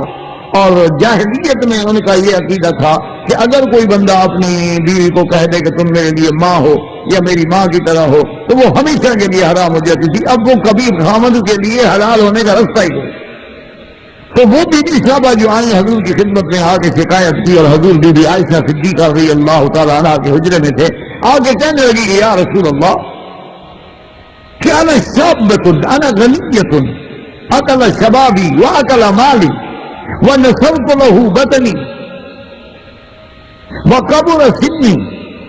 یا رسول اللہ میں خوبصورت عورت تھی، میں ایک پیسے والی عورت تھی، میرے خاوند نے میرے ساتھ شادی کی، میرا مال بھی کھا گیا، میری صحت بھی کھا گیا، میرا حسن بھی کھا گیا، اور میں نے اپنا پیٹ بھی اس کو نچوڑ کے دیا ہے، بچے ہیں، اولاد ہیں، آج میں جب بوڑھی ہو گئی تو مجھے کہتا ہے کہ تم میری ماں ہو، میں کہاں جاؤں؟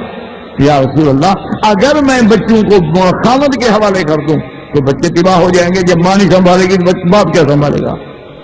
اور اگر بچوں کو میں اپنے پاس رکھوں تو ان کو کھلاؤں کہاں سے؟ بچے بھوکے مر جائیں گے، میرے پاس ہے کیا جو میں بچوں کو کھلاؤں گی؟ تو مہربانی کریں، میرا فیصلہ کریں، میرا کوئی حل فرمائیں۔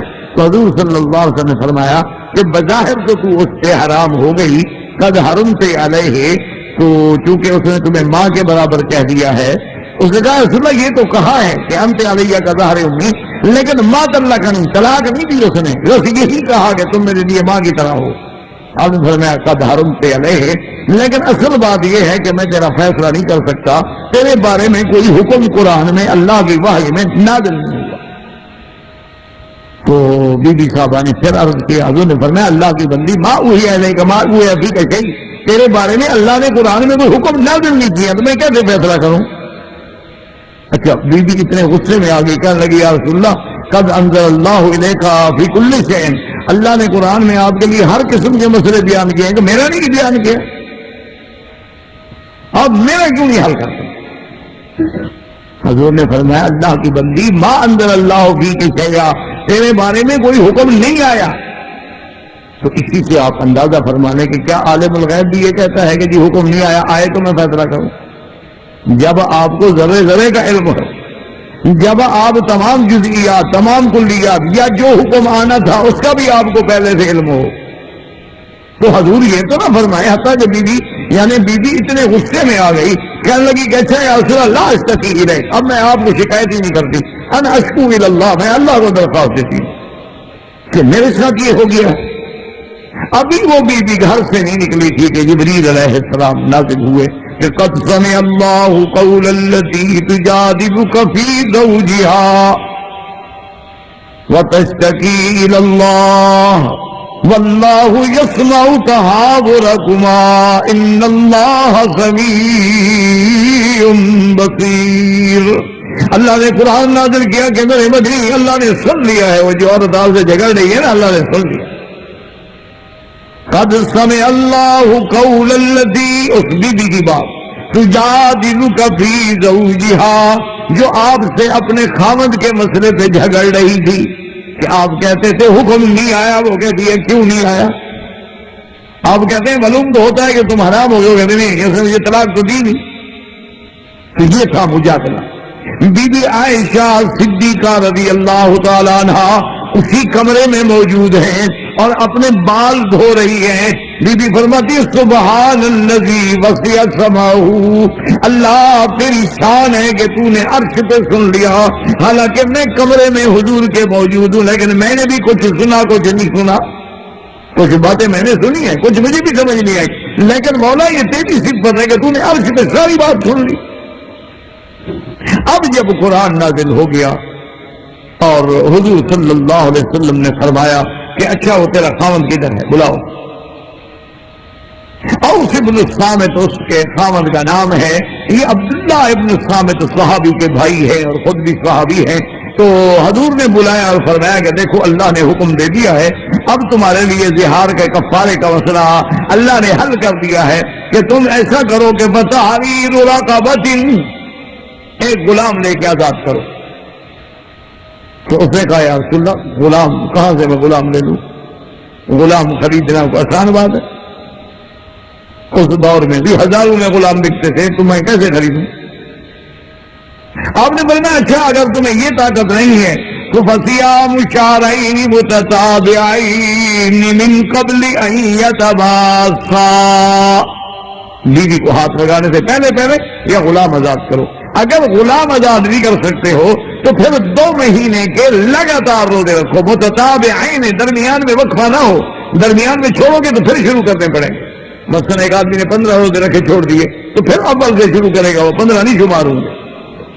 ہاں اگر کوئی عذر آ جائے، بیمار ہو گیا، کوئی اہم سفر پیش آ گیا تو وہ شمار یعنی وہ دن کاٹ کے پھر تو پیچھے سے شمار شروع ہو جائے گا. اس نے کہا یا رسول اللہ 2 مہینے کے متواتر روزے رکھنے میں کیسے رکھ سکتا ہوں؟ میں تو 3 دفعہ اگر دن میں نہ کھاؤں نا حضور میں اندھا ہو جاتا ہوں. اس نے کہا حضور مجھے بیماری ہے، اگر میں سارا دن کچھ نہ کچھ کھاتا رہتا ہوں، یہ بیماری ہے، بلیما اس کو کہتے ہیں، یہ بیماری ہے، باقاعدہ آدمی کھاتا ہی رہتا ہے. بعض لوگ تو کھاتے کھاتے مر جاتے ہیں. یہ نہیں کہ یہ کوئی نعوذ باللہ حدیث پہ اعتراض کرے، یہ بیماری ہے. اور یہ ملکہ کے خاندان میں بھی یہ بیماری رہی ہے، جو ملکہ ہے برطانیہ کی، اس کے پورے خاندان میں یہ بیماری تھی. تو یہ ایک بیماری ہے، مرض ہے، نوع من المرض ہے، کسی کو بھی ہو سکتی ہے. تو اس نے کہا یا رسول اللہ میں اگر 3 دفعہ کم از کم نہ کھاؤں نا کلا بصری، میری آنکھیں بالکل نور چلا جاتا ہے، میں اندھا ہو جاتا ہوں، تو میں کیسے رکھوں گا 2 مہینے کے روزے؟ حضور نے فرمایا فَإِطْعَامُ 60 مِسْكِينًا، اگر روزے بھی نہیں رکھ سکتے ہو تو پھر 60 مسکینوں کو 2 وقت کا کھانا کھلاؤ. اس نے کہا یا رسول اللہ اس کا ایک طریقہ ہے کہ آپ مجھے کھانے کے پیسے دے دیں یا کھانا دیں. اور کہاں سے کھلاؤ؟ یہ لاڈ تو پھر صحابہ کرتے تھے نا حضور کے ساتھ، اور کسی کی طاقت ہے اور تھا بھی حقیقت، جھوٹ بھی نہیں تھا. ایک صحابی نے رمضان المبارک کے مہینے میں روزے کے ساتھ اللہ کا بندہ بیوی سے جمع کر بیٹھا. انسان آج جب ہم یہ واقعات پڑھتے ہیں نا بعض لوگ حیران ہوتے ہیں. فرق صرف اتنا ہے کہ وہ سچے لوگ تھے، بتا دیتے تھے، ہم بتاتے نہیں، ورنہ کرتا ہر کوئی ہے. فرق اتنا، وہ سچے لوگ تھے، غلطی ہو گئی بتا. کہ تاکہ قیامت میں عذاب نہ آئے، جو کچھ ہونا ہے دنیا میں ہم بھگت لیں۔ یہ فرق تھا نا صحابہ میں اور ہم۔ وہ جناب حضور کی خدمت میں آیا تو حضور نے فرمایا کہ بھئی ایک غلام آزاد کرو، ایک گردن آزاد، تحریر رقبت، اس نے اپنی گردن پہ کہا حضور یہی تو ہے، اس کو کیا کاٹنا ہے تو کاٹ، اور تو کوئی گردن میں لے نہیں سکتا۔ تو حضور نے فرمایا اللہ کے بندے پھر 2 مہینے کے روزے رکھو، 60 روزے رکھو متواتر۔ انہوں نے کہا یا رسول اللہ جو رمضان کے روزے میں بیوی سے صبر نہیں کر سکا تو 2 مہینے کے کیسے صبر کروں گا؟ انہوں نے کہا حضور روزے میں سے یہ ہوا ہے سب کچھ، تو آئندہ 2 مہینے جو اگر میں روزے رکھوں گا تو صبر کون کرے گا؟ یا رسول اللہ میں تو نہیں کر سکتا صبر۔ حضور نے فرمایا اچھا ایسا کرو کہ 60 مسکینوں کو کھانا کھلاؤ۔ انہوں نے کہا یا رسول اللہ مسکینوں کو کھانا کہاں سے کھلاؤں؟ میرے پاس کوئی چیز ہے کہ میں کھلاؤں؟ آپ مہربانی کر کے مجھے دیں۔ اب حضور چپ کر کے بیٹھ گئے کہ اس کا کیا کیا جائے، غلام یہ نہیں کر سکتا، روزے یہ نہیں رکھ سکتا، 60 مسکینوں خدا کی قدرت ہے کہ تھوڑی دیر کے بعد حضور صلی اللہ علیہ وسلم کی خدمت میں 2 بڑے بڑے زنبیل جو تھے کھجوروں کے آئے۔ آپ نے فرمایا کہاں ہے وہ آدمی، کہاں ہے وہ کفارے والا؟ کہا نا یا رسول اللہ میں ہوں۔ آپ نے فرمایا یہ لے جاؤ 2 زنبیل جو ہیں لے جاؤ کھجور اور 60 مسکینوں کو کھلاؤ۔ اس نے کہا یا رسول اللہ مدینے میں خدا کی قسم میرے گھرانے جیسا غریب کوئی ہے ہی نہیں، واللہ ما احد افقر منی یا رسول اللہ۔ اس نے کہا حضور پورے مدینے میں قسم کھاتا ہوں مجھ سے زیادہ غریب کہا تو میں جاؤ تم خود کھاؤ۔ لیکن اس میں فقہا نے اختلاف کیا ہے۔ امام ابو حنیفہ رحمۃ اللہ علیہ فرماتے ہیں کہ ابھی تم غریب ہو کھا لو، بعد میں جب اللہ دے گا تو کفارہ ادا کر دینا۔ لیکن بعض ائمہ فرماتے ہیں کہ نہیں یہ صحابی کی یہ خصوصیت تھی، حضور پاک نے اس کو کہا کہ کھاؤ بھی تم اور کفارہ بھی ادا ہو گیا۔ یہ اللہ تبارک و تعالیٰ کی طرف سے رحمت تھی اور اس صحابی کی خصوصیت تھی کہ جیسے اللہ نے موسیٰ علیہ السلام کے بارے میں جب فرعون کے گھر میں چلے گئے تو اللہ نے وہ بڑے تفصیل سے واقعات ہیں، حتیٰ کہ ان کی والدہ کو دودھ کے لیے بلایا گیا تو ان کی بہن دوڑے دوڑے آ گئی اور نے کہا اماں جان بھائی تو مل گیا۔ موسیٰ علیہ السلام نے کہا ہے، فرعون کے گھر میں ہے۔ انہوں نے کہا فرعون کے گھر میں؟ انہوں نے کہا ہاں فرعون کے گھر میں ہے، اور اماں جلدی کرو آپ کو بلا رہے ہیں، میرا بھائی دودھ نہیں پیتا، رو رہا ہے، وہ جلدی کریں آپ۔ نے کہا نہیں میں نہیں جاتا۔ انہوں نے کہا کیوں نہیں گیا؟ انہوں نے کہا اللہ نے فرمایا تھا اِنَّا رَادُّوهُ إِلَيْكِ وَجَاعِلُوهُ مِنَ الْمُرْسَلِينَ، ہم موسیٰ کو تیرے پاس لوٹائیں گے۔ یہ تو نہیں کہا تھا کہ میں موسیٰ کے پاس جاؤں گی، اللہ کا وعدہ ہے کہ موسیٰ میرے پاس آئے گا، میں کیوں جاؤں؟ تو حتیٰ کہ جناب فرعون اور زوجہ فرعون بی بی آسیہ مجبور ہو گئی، اور اسی میں اصل میں تو حکمت ہے نا میرے اللہ کی، اگر ماں بھی ذرا جذبات میں آگے بھاگ پڑتی تو وہاں جا کے موسیٰ علیہ السلام کا راز کھل جاتا کہ معلوم ہوتا ہے اسی کا بیٹا۔ جب ماں نہیں گئی تو اللہ نے راز بھی تو رکھ لیا نا کہ بھی ماں ہوتی تو بیٹھی رہی، کہ بیٹے کو صندوق میں ڈالا، صندوق دریا میں گیا، بچہ مل گیا ہے، ماں کا صبر کرے گی، لیکن انہوں نے کہا میں نہیں جاتا۔ اب فرعون کا جناب خود آیا دروازے پہ اور ساتھ طے کیا کہ بھائی موسیٰ علیہ السلام کو دودھ پلاؤ اور تم اس کی آیا بن جاؤ، اور اتنا ہم تمہیں انعام دیں گے، اتنا تنخواہ دیں گے، اتنا اکرام اور اتنا اعزاز، اور پھر دودھ پلا کے بچہ پھر واپس بگھی پہ ہمارے گھر میں آئے گا، پھر جب دودھ کا وقت آئے گا پھر ہم لائیں گے یا آپ کو لے جائیں گے۔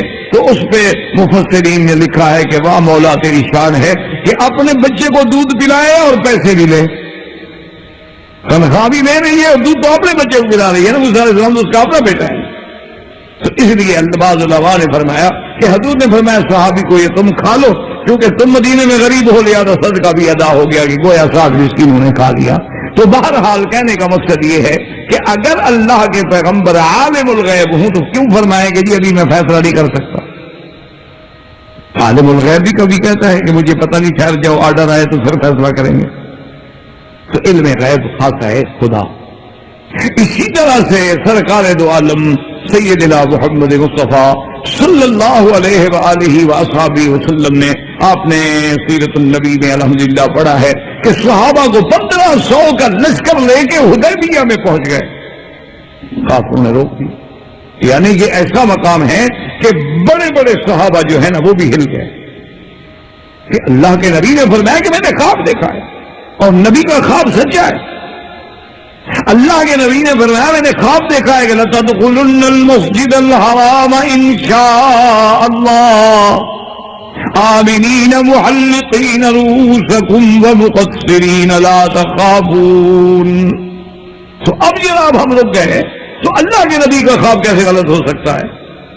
تو حضور صلی اللہ علیہ وسلم نے صحابہ سے کہا تو ٹھیک ہے، میں نے کہا تھا منڈائیں گے، بال کترائیں گے، کوئی خوف نہیں ہوگا، لیکن میں نے یہ سال تو نہیں کہا تھا، یہ تو کہا تھا لیکن کوئی سال تو معین نہیں کیا۔ بات تو ٹھیک ہے لیکن حضور آ تو گئے نا، سال معین تو نہیں فرمایا لیکن احرام باندھ کے آ تو گئے، اس لیے ہمیشہ اچھا اسی میں آپ نے سنا ہے کہ حضرت عثمان کے بارے میں خبر پہنچی کہ عثمان شہید ہو گئے، حضرت بایعونی علی الموت، صحابہ کے میت کرو کہ ہم لوگ میدان جنگ میں شہید ہو جائیں گے لیکن نہیں ہٹیں گے جب تک عثمان کا بدلہ نہ لیں۔ تو جب عالم الغیب ہیں آپ فرمائیں بھائی کوئی گھبرانے کی بات نہیں، عثمان زندہ ہے، آ جائے گا، کوئی بیعت کی ضرورت ہی نہیں۔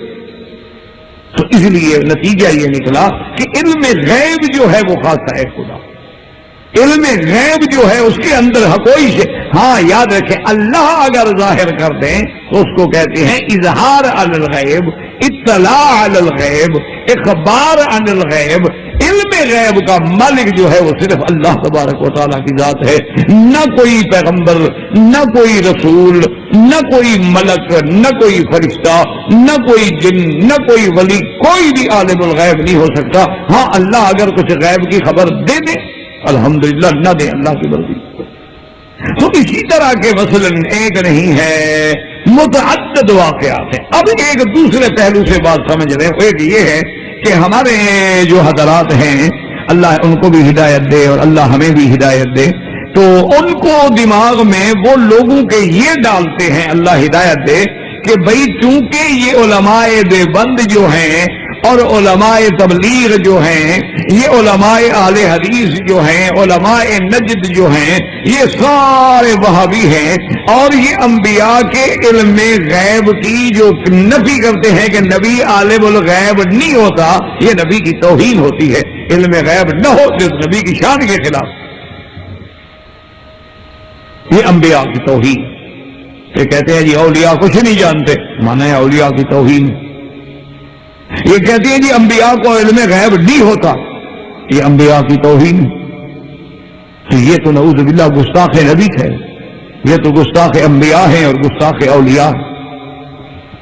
اب اس بات کو سامنے رکھ کے اب ذرا ایک دوسرے پہلو سے غور کریں۔ ہم ان کو یہ کہتے ہیں کہ محترم اللہ تبارک و تعالی جہاں علم عطا فرماتے ہیں وہاں علم دے کر بھی اپنے انبیاء اور اولیاء کی شان کو بڑھا دیتے ہیں، اور جہاں جہاں علم نہیں دیتے ہیں وہاں نہ دینے میں شان ہوتی ہے، توہین نہیں ہوتی۔ بات کو سمجھیے، یعنی جہاں علم دینے میں شان ہے اللہ دے دیتے ہیں، اور کبھی واقعات اور حالات کا تقاضا یہ ہے کہ وہاں یعنی علم نہ دینے میں، علم نہ دینے میں پیغمبر کی شان ہوتی ہے، توہین نہیں ہوتی پیغمبر کی۔ یہ تم الزام لگاتے ہو علماء حق پر کہ نعوذ باللہ ثم نعوذ باللہ وہ انبیاء یا اولیاء کی تنقید کرتے ہیں۔ جو بندہ بھی اللہ کے پیغمبر کی تنقید کرے وہ تو مسلمان ہی نہیں۔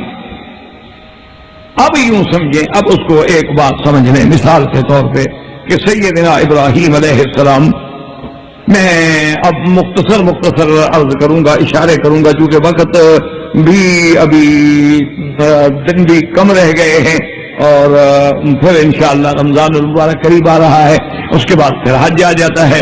تو بہرحال اب سمجھیں کہ سیدنا ابراہیم علیہ السلام جب منجنیق میں بیٹھے ہیں اور مینوں میں آگ کا الاؤ تیار ہے، ان کو ڈالا جا رہا ہے، کیا ابراہیم علیہ السلام کو پتا تھا کہ میں آگ میں نہیں جلوں گا؟ علم غیب تھا؟ ٹھنڈے اگر یہاں سیدنا ابراہیم الخلیل کو علم ہو کہ میں نے آگ میں نہیں جلنا تو پھر قربانی کس بات کی ہے؟ پھر تو قربانی نہ ہوئی، پھر تو نعوذ باللہ ڈرامہ ہو گیا نا، قربانی تو نہ ہوئی۔ تو اب اللہ نے علم نہیں دیا، یعنی ابراہیم علیہ السلام کو یقین ہے کہ میں نے جل جانا ہے، حتیٰ کہ فرشتے آ رہے ہیں کہہ رہے ہیں، جبریل علیہ السلام نے آگے کہا کہ یا ابراہیم الخلیل مہربانی کرو مجھے حکم دو، میں اس آگ کو اٹھا کے تمہارے دشمنوں پہ الٹ دیتا ہوں۔ فرمایا نہیں مجھے تمہاری کوئی ضرورت نہیں۔ انہوں نے کہا اچھا اللہ سے کہو، دعا تو کرو۔ تو سیدنا ابراہیم الخلیل علیہ السلام مسکرائے اور کہا کہ جبریل ایک بات بتاؤ کہ اللہ کو پتا ہے یہ آگ جلی ہوئی ہے اور مجھے ڈال رہے ہیں، یا اللہ کو بھی علم نہیں ہے؟ اس نے کہا اللہ کو کیا، اللہ کو ہر چیز کل میں نے کہا پھر سائل دروازہ تو اس کا کھٹکھٹاتا ہے جس کو پتہ نہ ہو کہ باہر کوئی بھیک مانگنے والا آیا ہے. تو جب اللہ جانتے ہیں کہ آگ میرے لیے جلائی گئی ہے، اللہ جانتے ہیں کہ میرا لباس اتارا جا رہا ہے، اللہ جانتے ہیں کہ مجھے منجنیق میں بیٹھ کے ڈالا جا رہا ہے، جب سب جانتے ہیں تو پھر جاننے والے سے کیا مانگنا ہے؟ اگر وہ جلانے پہ راضی ہیں، ہم جلنے پہ راضی ہیں، وہ ٹھیک ہے. تو اب دیکھیں کہ اللہ نے علم نہیں دیا، اگر علم ہو تو پھر شان نہیں بنتی، پھر تو نعوذ باللہ اللہ معاف کرے، اللہ معاف کرے، پھر تو ڈرامہ ہو گیا. مجھے بھی پتا ہو کہ میں اس آگ میں چھلانگ لگاؤں گا لیکن نہیں جلوں گا، میں نے فائر پروف لباس پہنا ہوا ہے، مجھ پر آگ کچھ نہیں کر سکتی، 10 دفعہ چھلانگ لگا دیں گے، پھر بہادری کون سی ہے؟ کمال تو اسی کا ہے کہ ان کو پتا ہے کہ میں نے جل جانا ہے. لیکن جب وہاں سے جدا ہوئے اور آگ کے قریب پہنچے تو حکم آ گیا، قلنا یا نار کونی بردن وسلاما بردن وسلاما علی ابراہیم. اب آپ دیکھیں یہاں اللہ نے علم نہیں دیا تو شان بنی، علم نہیں دیا تو شان. اگر علم دے دیتے تو پھر ابراہیم الخلیل علیہ السلام کی قربانی کی شان نہ بنتی. اچھا اسی طرح آپ آگے چلیں، اللہ نے حکم دیا کہ اپنے بیٹے کو ذبح کرو. مینا بھی قریب ہے آپ کے، وہ مسجد بھی قریب ہے، مجرۃ القبش بھی قریب ہے، وہ جگہ بھی قریب ہے، جہاں جہاں شیطان نے روکا وہ جمرات کی جگہ بھی قریب ہے، جہاں جا کے سیدنا ابراہیم الخلیل علیہ السلام نے بیٹے کو لٹایا آپ تو بالکل قریب بیٹھے ہوئے ہیں. اب جناب بیٹے کو جب لٹا رہے ہیں اور چھری پکڑ کے ذبح کر رہے ہیں، ایمان سے کہیں کہ ابراہیم بھی نبی ہے، اسماعیل بھی نبی ہے. کیا ابراہیم کو علم ہے کہ چھری نہیں چلے گی اور میرا بیٹا ذبح نہیں ہوگا؟ اور اسماعیل کو بھی علم ہے کہ جناب چھری تو نہیں چلے گی، بس ایسے ویسے باپ اوپر سے چلائیں گے، ہم نے بس دکھانا ہی ہے نا لوگوں کو، نعوذ باللہ. تو اگر یہاں علم مان لیں تو توہین ہوتی ہے، یا علم نہ مانے تو توہین ہوتی ہے؟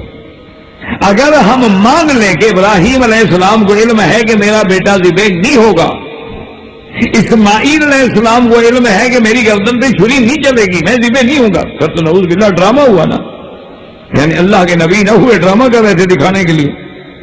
تو اس طرح تو پھر کئی اللہ معاف فرمائے، اللہ معاف فرمائے، غلط قسم کے لوگ بھی بیٹے کو سلا دیتے ہیں، اچھا جی میں چھری کا پھیر رہا ہوں، اچھا میرا بیٹا مر جائے گا، اچھا میں پھر گردن جوڑ دوں گا. نعوذ باللہ. اب علم نہیں ہے تو شان ہے. اگر علم ہوتا کہ چھری نہیں چلے گی پھر چھری چلانا کیا بہادری ہے؟ اگر علم ہوتا کہ گردن نہیں کٹے گی تو پھر گردن جھکانا کیا بہادری ہے؟ اگر علم ہوتا کہ میرا بیٹا ذبح نہیں ہوگا تو پھر بیٹے کو لٹا کے ذبح کرنا کیا ہے؟ ابراہیم علیہ السلام تو غصے میں آ گئے. بعض کتابوں میں یہ بھی لکھا ہے کہ غصے میں آ کے چھری کو پھینکا، غصے میں آ گئے چھری کو پھینکا، جلال میں آ گئے، تم نہیں جلدی ہو. تو آواز آئی کہ یا ابراہیم الخلیل، خلیل کیوں غصے ہوتے ہو؟ تم کہتے ہو چل، لیکن مالک حکم دیتا ہے لیکن نہیں چل تو میں کیا کر سکتی ہوں، میں کیسے چل سکتی؟ تو یہاں اللہ نے علم نہیں دیا لیکن ابراہیم کی شان بھی بڑھ گئی اور اسماعیل علیہ السلام کی شان بھی بڑھ گئی. تو بات سمجھ آ گئی کہ اگر اللہ تبارک و تعالی، اب دیکھیں نا جی کہ مدینے سے نکلتے ہوئے اللہ میرے محبوب کو علم دے دیتے یا عالم الغیب ہوتے کہ جی ہم حدیبیہ پہنچیں گے، ہمیں کافر روک دیں گے، ہم عمرہ نہیں کر سکیں گے، ہم طواف نہیں کر سکیں گے، ہمیں واپس آنا پڑے گا. اگر یہ پہلے سے علم غیب ہو تو حضور چلیں کیوں؟ مدینے سے احرام باندھ کے روانہ ہی کیوں؟ اللہ نے علم نہیں دیا.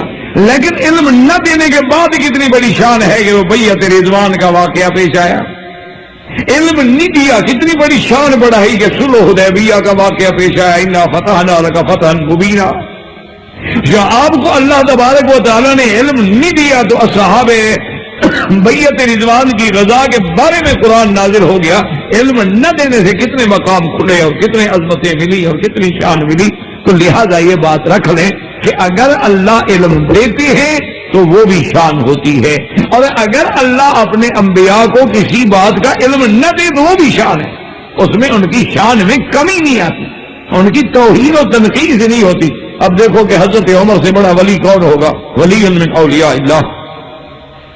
بلکہ ساری دنیا کے ولی اکٹھے کرو تو حضرت عمر کا کیا مقابلہ؟ وہ تو صحابی رسول ہے، وہ تو خلیفہ محمد مصطفیٰ ہے، وہ تو ثانی الخلفاء ہے، وہ تو وزیر النبی المصطفیٰ ہے رضی اللہ تعالی عنہ وارضا.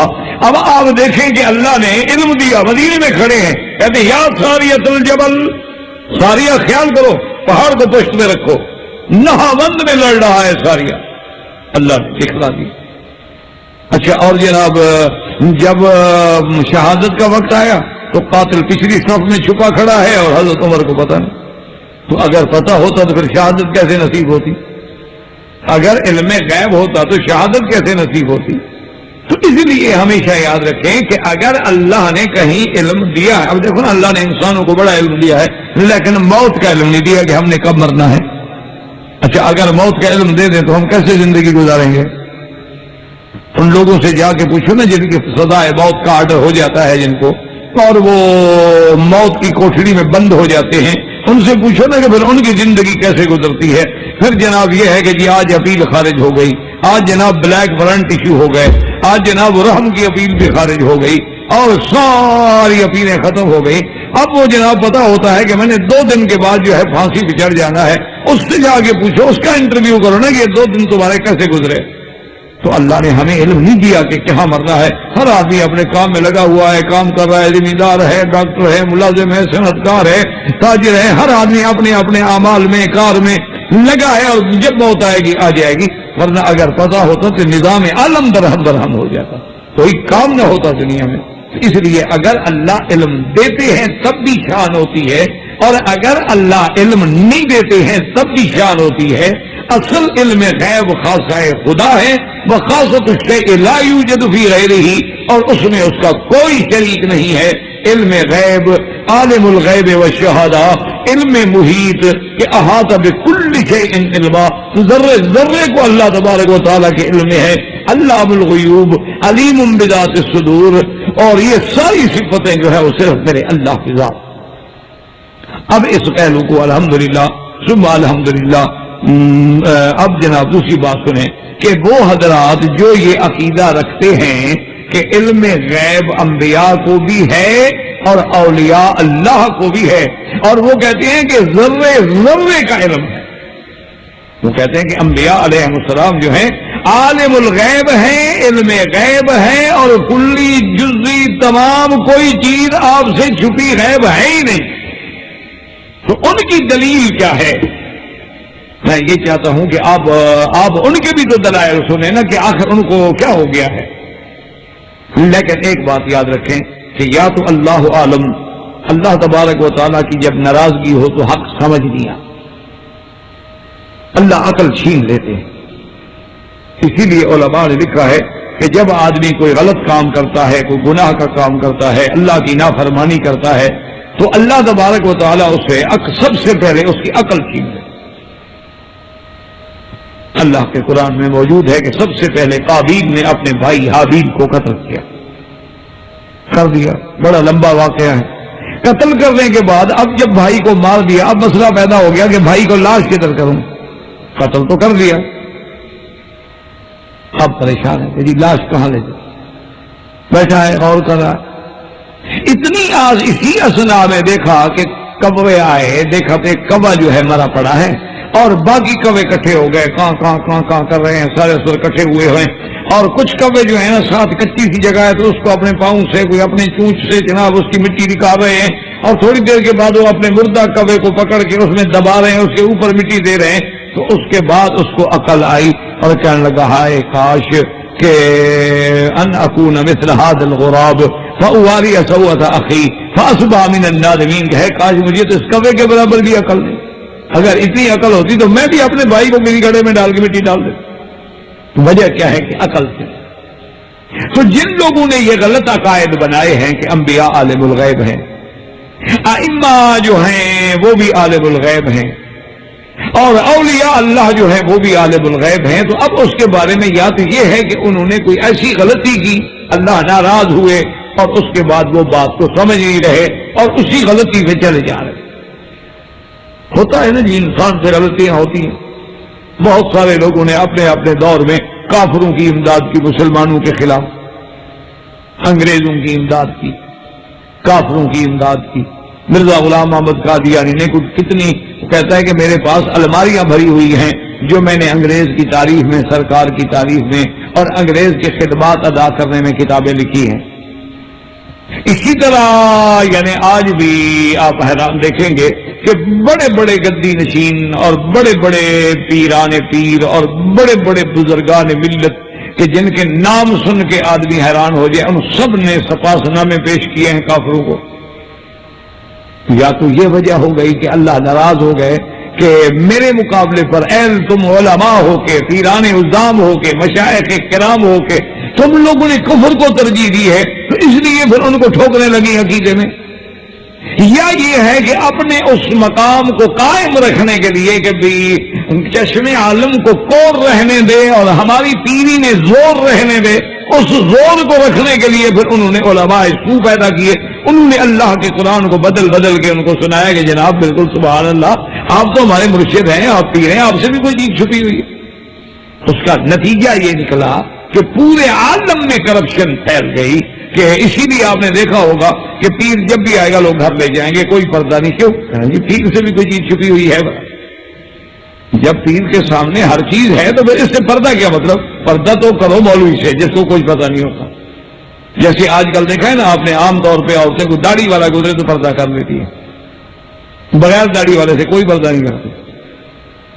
کیوں؟ اس کی وجہ دو وجوہات ہوتی ہے۔ ایک تو یہ ہوتا ہے کہ جو داڑھی رکھنے والا ہے نا، اس کے اندر کچھ دین کے جراثیم ہیں، ابھی اس کے اندر کچھ دین کا خوف، خدا، رسول، قرآن کچھ ہے، یہ اعتراض کرے گا کہ یہ دیکھو بغیر پردے کے کیسے جا رہی۔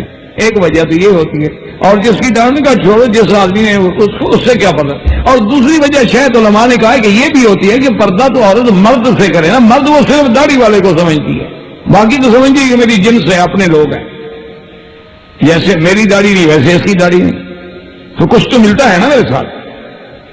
تو بہرحال یہ ہے جی کہ بعض لوگ یہ کہتے ہیں کہ ان لوگوں نے پھر ان کے عقیدوں کو نعوذ باللہ تباہ کیا، اور ان کی سب سے پہلی دلیل جو ہے یاد رکھیں کیا ہے، وہ کہتے ہیں قرآن میں وَعَلَّمَ آدَمَ الْأَسْمَاءَ كُلَّهَا، کہتے ہیں اللہ نے آدم علیہ السلام کو کلہا سب سکھلا، سب علم۔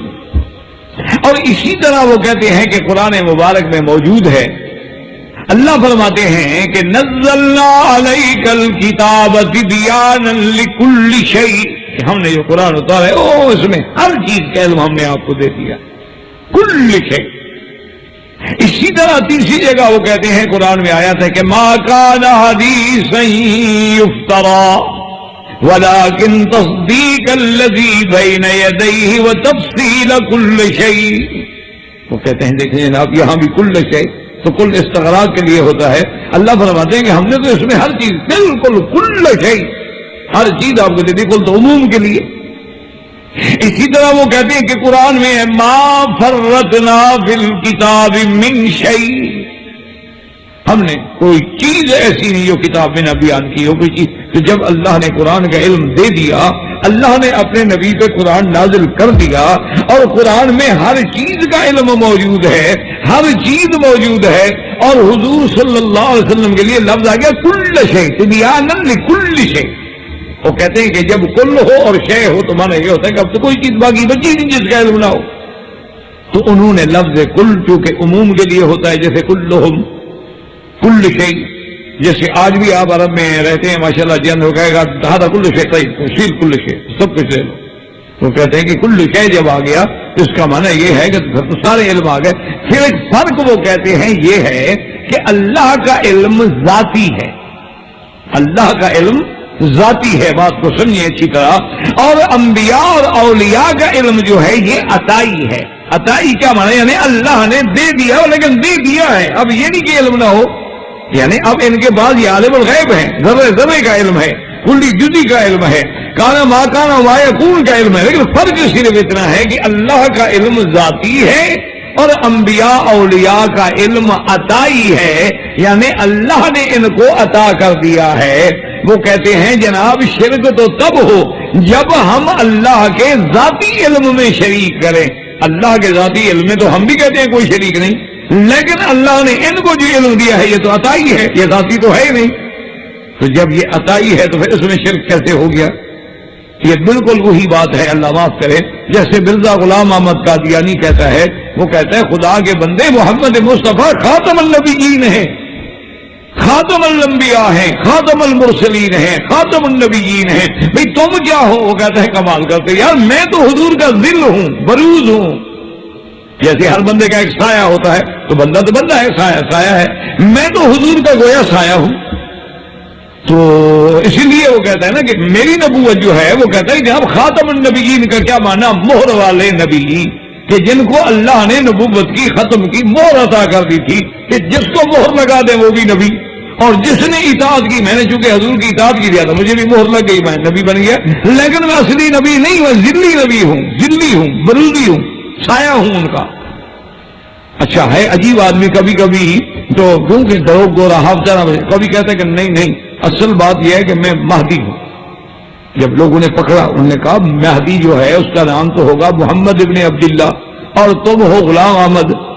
تو بے وقوف کیسے تم نے مہدی کا دعویٰ کر دیا؟ تو حضور نے فرمایا مہدی عرب ہوگا، قریش ہوگا، اس کی والدہ کا نام، باپ کا نام عبداللہ ہوگا، اس کا اپنا نام محمد ہوگا، اور وہ کعبۃ اللہ میں بین الرکنین ظاہر ہوگا، اور تم یہاں قادیان میں بیٹھے ہو، نام تمہارا غلام احمد ہے اور عربی بھی تم نہیں ہو، تم تو جناب یہاں کے رہنے والے ہو، پٹیالہ کے، قادیان کے، پنجابی بولنے والے بندے، اور پھر تم عرضی نویس ہو، منشی ہو کورٹ میں، تم کیسے مہدی بن گئے؟ اس نے کہا نہیں آپ سمجھے نہیں نا.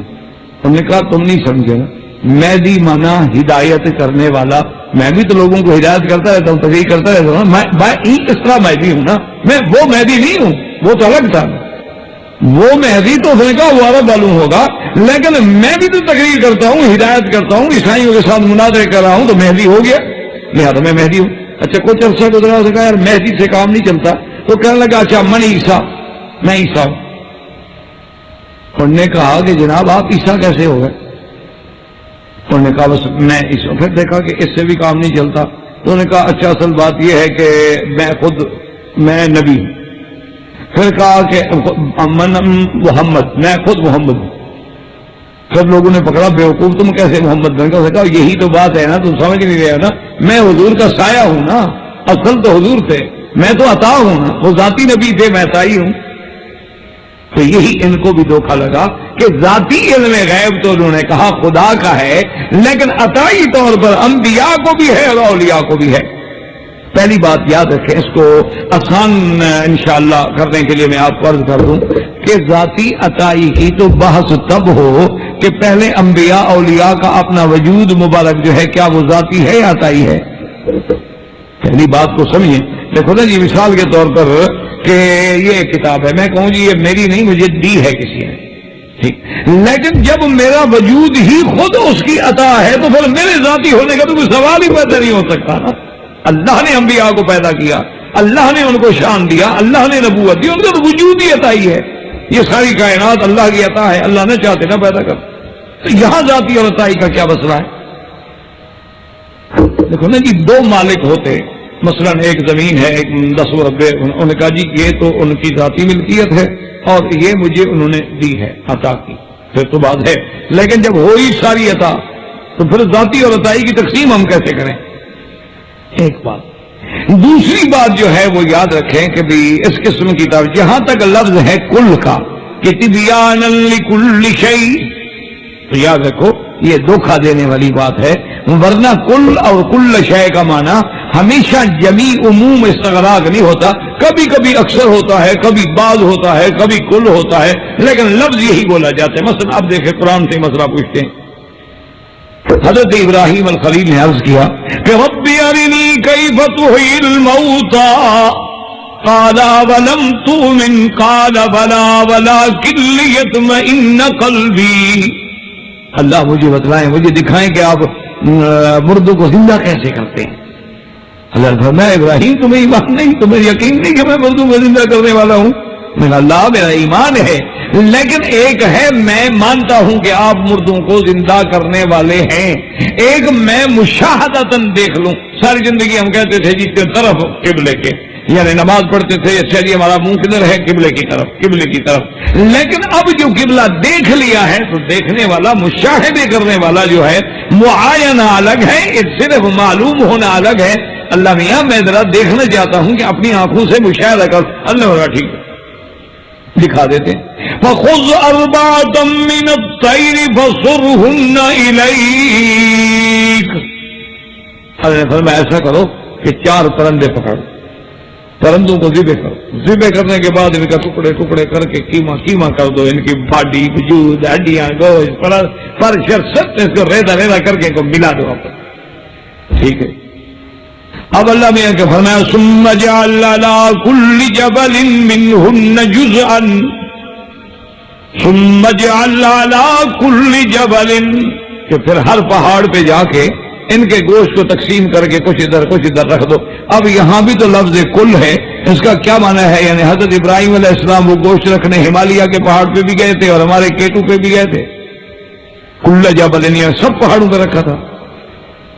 اللہ کے بندے تو یعنی مراد یہاں کل جبل کا یہ ہے کہ جو آپ کے پاس سامنے پہاڑ کھڑے ہیں، تو مراد یہ تھوڑا ہے کہ پوری کائنات کے دنیا کے جہاں جہاں پہاڑ ہیں سب جگہ رکھا ہو، حالانکہ لفظ تو کل ہے۔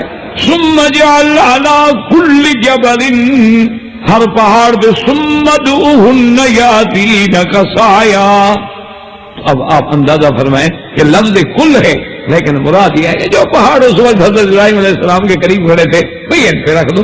یہ معنی تھوڑا ہے کہ ساری کائنات کے جہاں جہاں پہاڑ ہے وہاں رکھ دو۔ اب دیکھو اگر اسی کو ہم لے لیں کہ تبیان کل شیء، تو اب اللہ کا قرآن کہتا ہے کہ ہدہد نے آ کے رپورٹ دی سیدنا سلیمان علیہ السلام کو کہ میں نے ملکہ دیکھی ہے اور میں نے اس کا ملک دیکھا ہے، ان کے لوگ دیکھے ہیں، اس کی رعایا دیکھی ہے، اور وَأُوتِيَتْ مِن كُلِّ شَيْءٍ وَأُوتِيَتْ مِن كُلِّ شَيْءٍ وَلَهَا عَرْشٌ عَظِيمٌ، کہ سلیمان علیہ السلام اس کے بعد کل شیء، ہر شے ہے۔ تو اب ہر شے سے کیا مراد ہے کہ یعنی ملکہ بلقیس کے پاس اس وقت کنکورڈ طیارے بھی تھے اور ہوائی جہاز بھی تھے، یہ 747 جمبو بھی تھے، یہ جنگی جہاز اور میزائل، یہ سب کچھ اس کے پاس تھا۔ تو پھر کل شے کا کیا معنی ہوا؟ اگر کل شے سے مراد یہ لی جائے پھر تو اس کا معنی یہ ہے کہ ہر چیز اس کے پاس۔ تو معنی یہ ہے کہ جو بادشاہ کو، جو ایک ملکہ کو اس زمانے میں ضروریات ہیں وہ ہر چیز اس کے پاس ہے، تو اس کو کل شے کہہ دیا جاتا ہے۔ اس کا معنی یہ نہیں ہوتا کہ ذرہ ذرہ اس کے پاس ہے اور ہر چیز اس کے پاس ہے، اور جو چیزیں اس زمانے میں بنی نہیں تھی وہ بھی اس کے پاس ہے۔ معنی یہ محاورہ ہوتا ہے، محاورتن، جیسے آپ کہتے ہیں نا جی ماشاءاللہ کمال کی بات ہے جی، انہوں نے تو میں نے حضرت جو بھی مانگا نا مجھے بس جو مانگا حضرت مجھے سب دے دیا۔ اب اس کا معنی کیا ہوتا ہے کہ یعنی آپ نے بچے مانگے بچے بھی دے دیے، بیوی مانگی وہ بھی دے دی۔ ایک محاورہ ہوتا ہے کہ جو میری حاجت تھی میں نے ان کے سامنے پیش کی اور میں نے جو سوال کیا انہوں نے میرا سوال پورا کر دیا۔ تو کبھی لفظ کل ہوتا ہے مضاف بھی شے کی طرف ہوتا ہے، لیکن جیسے فرمایا یجبا الیہ ثمرات کل شیء، کہ ہم اپنے حرم میں دعائے خلیل کی برکت سے تمام دنیا کے پھل کھینچ کے لے آتے ہیں۔ یجبا الیہ، اچھا بہت سارے پھل جو ہیں ابھی تک تو ان کو عربوں کو نام بھی نہیں آتے، بہت سارے پھل انہوں نے دیکھے ہی نہیں، بہت سارے پھل دنیا میں ملتے ہیں جو انہوں نے دیکھے نہیں، ابھی تک بھی نہیں دیکھے، ان بیچاروں کو نام بھی نہیں آتا۔ یعنی آپ اندازہ کریں کہ آپ کے ہاں ایک نام تو ہے نا، چلو آم، اس کو عربی میں کیا کہتے ہیں بتائیں؟ منگا عربی کا لفظ ہے، یہ نئی لغت ہو آپ کے پاس تو ہو، ہمارے پاس جو لغتیں ہیں جو آج تک ہم نے پڑھی ہیں ان میں تو کہیں مینگو، یہ تو مینگو کی بگاڑ ہے، منگا، مینگو تو انگریزی کا لفظ ہے۔ جیسے انہوں نے ناشیو نال بنا دیا نیشنل کا، ٹویو تا بنا دیا توتا کا، جیسے بھٹو ہوتے ہیں بوٹو، تو یہ تو مقصد ہو تو یہ مانا ہے، تو یہ تو ایک عربی کا لفظ ہو گیا، عربی کا لفظ تو کوئی نہیں ہے منگا، کیونکہ نہ کبھی یہاں آم ہوا نہ کبھی یہاں آم آیا، ان بیچاروں کو کیا پتا کہ آم کس بلا کا نام ہے، یہ تو ابھی چند سالوں سے مسئلہ ہے کہ آنا شروع ہوئی۔ اچھا بہت سارے پھل ایسے ہیں، آپ یقین کریں کہ میں آکسفورڈ اسٹریٹ لندن پہ اپنے دوستوں کے ساتھ کہنے لگے جی چلو اب آپ کو سیر کرائیں، اور پھر وہ میری سیر جو ہوتی ہے نا وہاں رات کے 2 بجے ہوتی ہے جب کوئی نہیں ہوتا، وہاں دن کو سیر کرو تو عورتیں ہی دیکھو نا۔ اچھا تو اس لیے میں نے کہا ٹھیک ہے تم، اچھا ایک آکسفورڈ اسٹریٹ ایسی ہے کہ وہاں پھر بھی کوئی نہ کوئی آپ کو قہوے چائے وائے یہ وہ مل جاتی ہے، کیونکہ عرب حضرات کے وہاں کافی دکانیں ہوتی، تو میں نے دیکھا اتنی بڑی کھجور کے نام، ایسی خوبصورت کھجور، حالانکہ اب ہم لوگ مکہ مدینے میں رہنے والے الحمدللہ جو کھجوروں کا مرکز ہے، لیکن اتنی بڑی اور اتنی خوبصورت، میں نے کہا یار یہ کھجور تو ضرور خریدو، یہ تو بہت اعلیٰ قسم. انہوں نے کہا حضرت یہ دیکھنے کی ہے, کھانے کی نہیں ہے, یہ ملک کی طرح بے لذت ہے. دیکھنے میں تو بہت اچھی ہے نا, اندر سے اسی طرح بے لذت ہے جیسے ان کے ملک بے لذت ہے. کافر باہر بظاہر کتنا خوبصورت ہو لیکن اندر سے اسی طرح بے مزہ ہوتا ہے نا. تو انہوں نے کہا کہ جناب یہ آپ نہیں کھا سکیں گے. میں نے کہا یار مہربانی کرو, لو نے 1 کلو تو لے لیتے ہیں. چلو یہ تو کہیں گے ہم نے خریدا تھا, یقین کریں اس سے گھاس کھا لیتے نا وہ بہتر تھا. میں نے کہا یہ کیا ہے؟ انہوں نے کہا بس یہ اسی طرح ہے. انہوں نے کچھ قلم شلم کر کے تو اس کے جین شین بدل کے کھجور کو لمبا تو کر لیا لیکن اس کے اندر ہے تو کچھ نہیں نا. یہ جیسے ابھی جین کے بچے پیدا کریں گے وہ تو ہو جائے گا, کوئی نہ کوئی الو کا پٹھا نکل آئے گا. لیکن سوال یہ تو نہیں ہوتا کہ وہ احسن تقویم ہوگا.